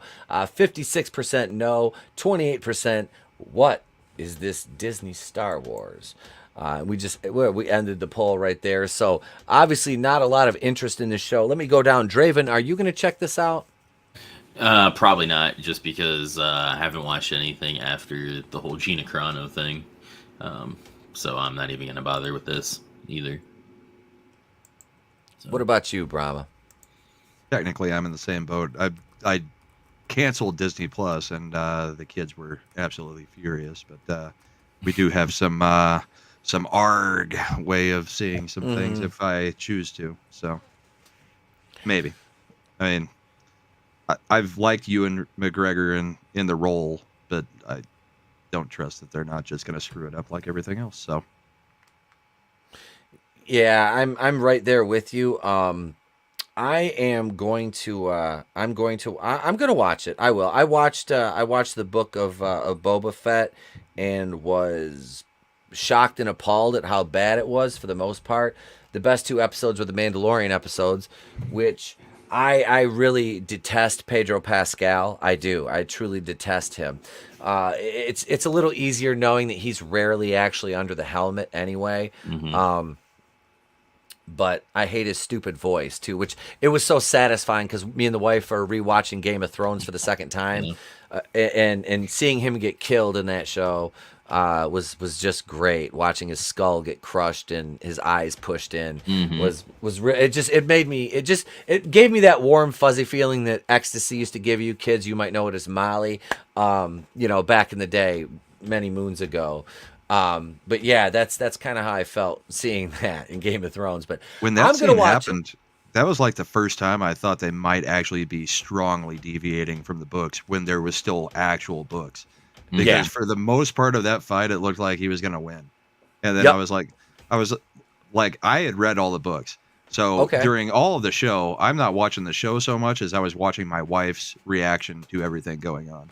And Did then she when read that the books fight came too? up, no, she hadn't read them. So, like Ned, surprise, the Red Wedding, surprise. Yeah. That fight almost surprised me. I mean, it ended the way it does, but they did a good job with that fight. That was a good scene.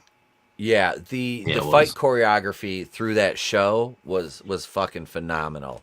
I actually have the series of books, the Song of Ice and Fire. I'm going to start reading them, which I'm working on. I don't want to read them just because I don't think they're ever going to get finished. So it's like I don't want to do that to myself, like because I'm going to want the last one. Mine are right over here somewhere. Trying to move the camera a little bit. No, they don't appear on screen, but I got them over there. I'm reading this right now. It's Sunsworn Edge of Annihilation by one of our co-hosts from Monday Night, Red Gaze. I've got Wings of Vengeance over there along with Bonds the Drive, and yeah, I'm gonna back Bonds too, of course, because as soon as I read Bonds the Drive, I was like, I need more of this, like right now. Like I messaged like Katie right away. I was like, yo, that was freaking amazing. I just read it again, and I need more, which I can't wait till that comes out. That and Shadow of the Kraken, Infinitale Chronicles, which I still need to back. Speaking of which, I need to get that tonight. Too. I'm gonna yeah, he's still got copies of that. I'm gonna snag one of those, man. But yeah, I'm gonna video. If you haven't read Sanderson, you need to read some Sanderson. I do. I want to check out some of his stuff. That's what I kind of wanted to. Come on in. You look and like not you're being asleep. a suck up, but Critical Drinkers books, Will Jordan, are actually very good. If you like the Tom Clancy spy novel type stuff, that's what Drinker wrote. Okay, nice. I've heard that. Here, come here. It's good stuff. Come here, buddy. Here. You awake? Yeah. And it helps you understand that he actually does know what he's talking about when he's reviewing like plots and stuff, because he's actually written good plots. See, that's the thing I like about him is I knew he was a writer. I'd never read any of his stuff, but I knew he was a writer. So it's like, okay, so when he's doing his reviews and stuff, he has a good perspective. All right, say hi. Hi. Hey, Trey. Hi. Hey, that's Brahma. Hi, Brahma. And hi there. You know Draven. Hi, Draven. Hey. Say hey to the chat. I'll try it. What line are you gonna say tonight? Welcome to Tails. See, I told you. I told you I got hit with tails. All right, buddy. I love you. Say good night. Bye. Good night. Night, man. There you go, bud. Go to bed. You gotta get up tomorrow for school. Hey, man, you gotta get up for school, man. Then the wife's giving me a dirty look. She's slowly closing the door and mouthing the words at me right now. I think I heard Yep. because if I start doing the Biden impression, the kid'll start going, "Come on, man." That's good. But yeah, I'm going to check. I'll be watching it because, like I said, me and the boy watched the Book of Boba Fett. You know, and I when we were watching it, I didn't like sit there and like rip it apart and ruin it for him. I just let him enjoy it, and then you know I sat there quietly and just motherfucking, you know, one of those things while I was watching. You have a kid, you can have him watch it, and you watch it with him. I got an 18-year-old and 13-year-old girl. They don't care. If they did, you know, it would be a different story. But yeah, I mean, I don't know. They don't care about Star Wars either way. So I got lucky there. Yeah, see, I got him like on that from an early age. That was because it's always been such a big part of my life. So it just kind of like bled down to him, and like I mean, he was in preschool naming like, you know, the characters for, you know, from the prequels, and like I said, it's just it's awesome, you know, to be able to give that to him, you know, and that's why I was so happy when I had a son. I'm like, oh, thank God. I'm like, I have all these toys. Let me ask you this. So since my kids don't care about Star Wars at all, did you introduce the movies to them chronologically, or 3, 4, or you know, the originals and then the prequel trilogy? Oh, we watched the originals. We watched the originals first. Which ones did he like better? Let's see. I would honestly say the prequels, because he liked Darth Maul so much. Even though he was only in the first movie, we've watched I love Phantom Menace. I don't care. I love that movie because it lays so much of the groundwork for the rest of the trilogy. And it's such an underappreciated gem because there's such little things in it that just add later on in it all in Revenge of the Sith. Reading Darth Plagueis like makes Phantom Menace like so much better. Like, cause there's all this build up and stuff that gets left out of the movie. I read about half of that book. I got through about half of it. And then I just kind of got lost and didn't get to come back to it. But yeah, I freaking that's the thing is like the whole Darth Plagueis thing. I was like, man, I really wish we would have gotten to see that play out on screen. That would have been great. And you learn like where Maul and stuff comes from, and like why he's, you know, a Sith and all that stuff, and which is pretty cool. Yeah, it was, and that's things like Ewan is a great Obi-Wan. Like he really is. God, you know. Alec Guinness is, you know, the OG, but Ewan like made that role his own, and that's why I'm just hoping that they handle this show well, and it gets its, you know, its just dues, because I couldn't. It would hurt. It would really hurt because I like the character. You know, he was one of my Count Dooku. Absolutely. Count Dooku is like probably one of my favorite, like top 3 favorite Star Wars characters. And a lot of that's due to Christopher Lee, you know? And then, you know, when I got into like the Clone Wars, like show, seeing him portrayed in the show, and I'm not a big fan of the animation. I'm really not. Like, I have issues with that being canonical, you know, some of it, which it is. I do. I take issue with that. But, you know, that's just me. You know, that's if you like the animation, you know, I'm not knocking you for it. If you're a Last Jedi fan, then, you know, I might question your sanity. But it's no, this could be good, you know. The trash fire that I'm really waiting for to come out of Disney Star Wars is that Leslie Headland show, Acolyte. Oh, that is going to be gloriously bad. Is that even happening still? I guess it's still in production. I hope it happens. I mean, come on. I need a good trash fire to, you know, to fill the Batwoman void. Well, Gotham Knights is they've only ordered a pilot for that. Okay. So I don't see that show getting picked up just from what I've heard and from the casting news so far. That's going to be but it's the CW. So their motto is we like losing money and it shows. So I'll green light anything. Like Arrow was good at first. And then like, I didn't even watch the last season. I just like, so it's tired. You had to like watch all the other shows too. Like it was like since it's a shared universe, like the MCU, you had to watch everything to know what the fuck is going on some of these shows. And I was just like, this is too much. I'm like, fuck it. I don't have the time to watch all these damn shows. So I just stopped watching. Thanks to Baldwin, Christopher Lee is no longer the only actor to kill someone's parrot head. There's Robert Wagner too. Oh yeah, right. I forgot about Robert Wagner. My sketchbook 340 says the prequels need the Clone Wars though. Too many holes in the prequels for the ending to leading into New Hope. I can go with that. I'm almost done with season 4 of the Clone Wars. And there's been some of the story arcs I'm like, you know, kind of slogged through them. I'm gonna honestly because they did what was the 7th season, and that's when they have like those new age characters, and they're like the ones got the feminist haircut with their head shaved. Like I was talking to Sal, my boy Salvador from 2 Cents Toys when those came out because he watched them, and he said you can skip that 4-episode arc with them in it, and you literally miss nothing. So I'll probably just skip that arc when I come to it. But. Yeah, that let's see. Legend Tomorrow was stupid fun for 3 to 4 seasons. Then went super woke. Yeah, it did get super woke.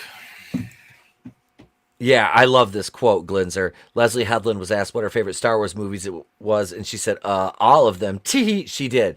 That's exactly what she did. It was on the red carpet. It was so funny. She's like, please, Queen Kathleen, can I have a job? That's exactly what she said. Like, it was fucking ridiculous. I did a video about that a while, it was like 2 years ago almost.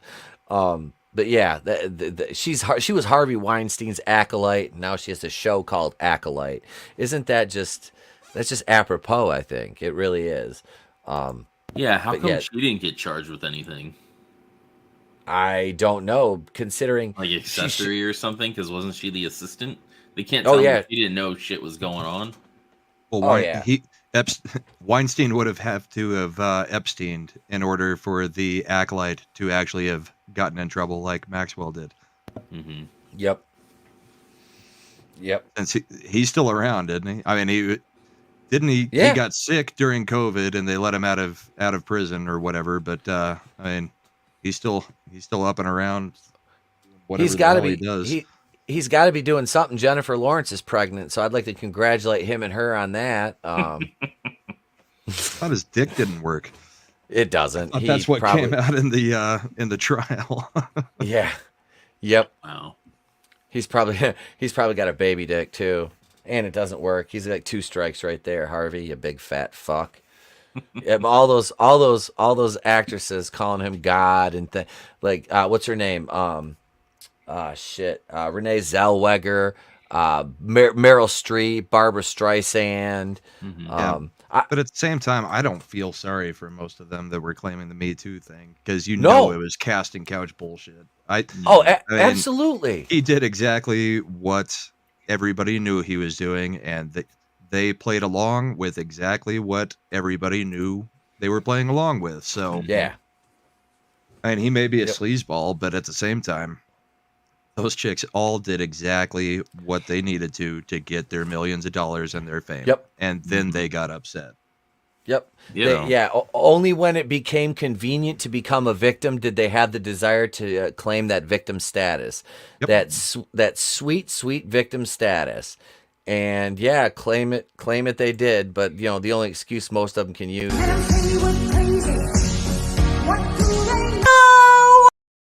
I had to hit you with one more grace before we send it home for the night, ladies and gentlemen. This has been an absolute blast. I'm going to kick it over to Mr. Draven. I'll let him give his sign off here as we wind her down. All right. You can find me here on YouTube, and right now mainly I'm doing the Twitch thing, so you can find me over there playing Elden Ring right now, and pretty much whatever other games that I find interesting, I'll play over there. And if you have any suggestions, I have a suggestion box over there. You can drop them in there, and I'll try to get to them. But other than that, that's it. All right. Thank you for being here, brother. And let me kick it over to our debuting guest this evening, Mr. BrahmaBull. Thank you, sir, for being here. What you got going on and coming up on your channel and otherwise? Thank you. I just kind of panel. I'm probably going to start my own paneling show, but I mean, I do have a channel. It's Brahma's Bullpen. That'll be where we're paneling. I haven't put out many videos. I've put out a couple, just getting started. But if you want to subscribe, sooner or later, we'll be, paying back all the people that are bringing me on right now while I'm making the rounds and everything. And we'll be talking politics and entertainment, kind of the same thing as everybody else is doing, just trying to find some different topics and stuff. So, hail to the chat. You guys are awesome. You guys had better jokes than we did tonight, so thank you. And thank you, ETEP. Oh, absolutely, man. Absolutely. And thank you, Mr. Grant Gregory, for the $2 Australian super chat. And Godzillionaire for the I think it was a $2 super chat here, too. $2 US dollars. Thank you very much. We appreciate that, ladies and gentlemen. And Parrothead, Keely Chow, another monster. My Sketchbook 340. Superfan Adam Shawhan, Frankie Knows, Nano Reaper, Glinzer, Godzillionaire. I could just, let's see who else we got. Will the Wiz, Midnight's Oblivion, Judas Goat Barbecue, Tina Bojan, the lovely Sherry, Midnight's Oblivion, I think I said that one.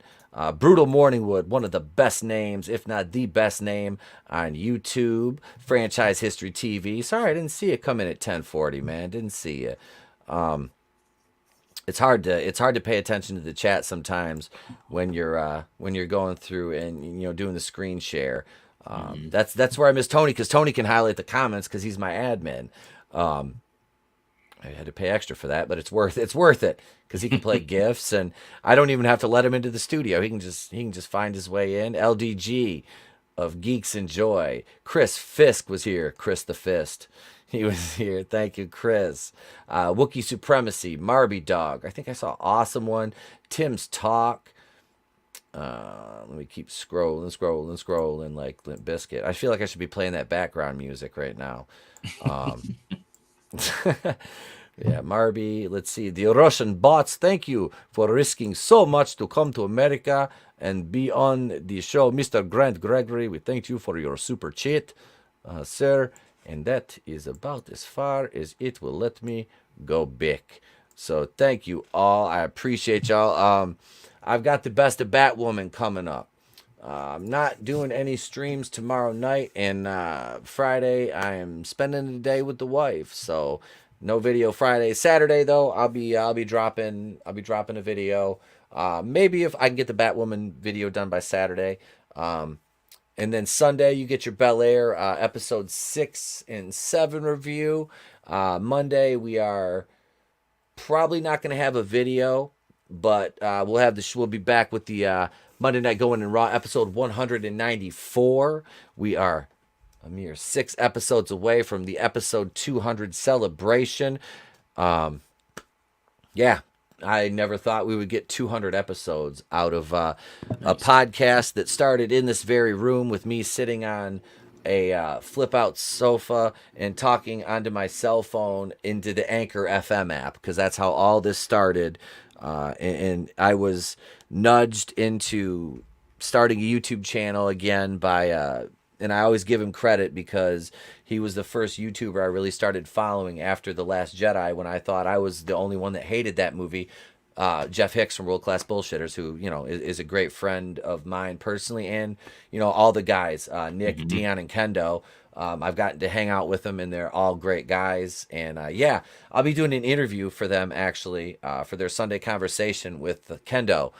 We just have to record it, so we're going to try to get that done this week. That might be what I do tomorrow night, get that knocked out. Actually, no, they have their show tomorrow night, so I'll do it Friday. But anyway, that's it, gang. We're done. Thank you, everybody in the chat. Without you, we're just a bunch of people yelling into the shit abyss, and sometimes the shit abyss yells back. We hope not, though. But until then, I'm Etepo Kuina, the place to be reviews. We've been here with all yous. If we don't see you, have a great day, a pleasant tomorrow. We'll catch you on the next one. And remember, I could do this all day. It's better to burn out than to fade away.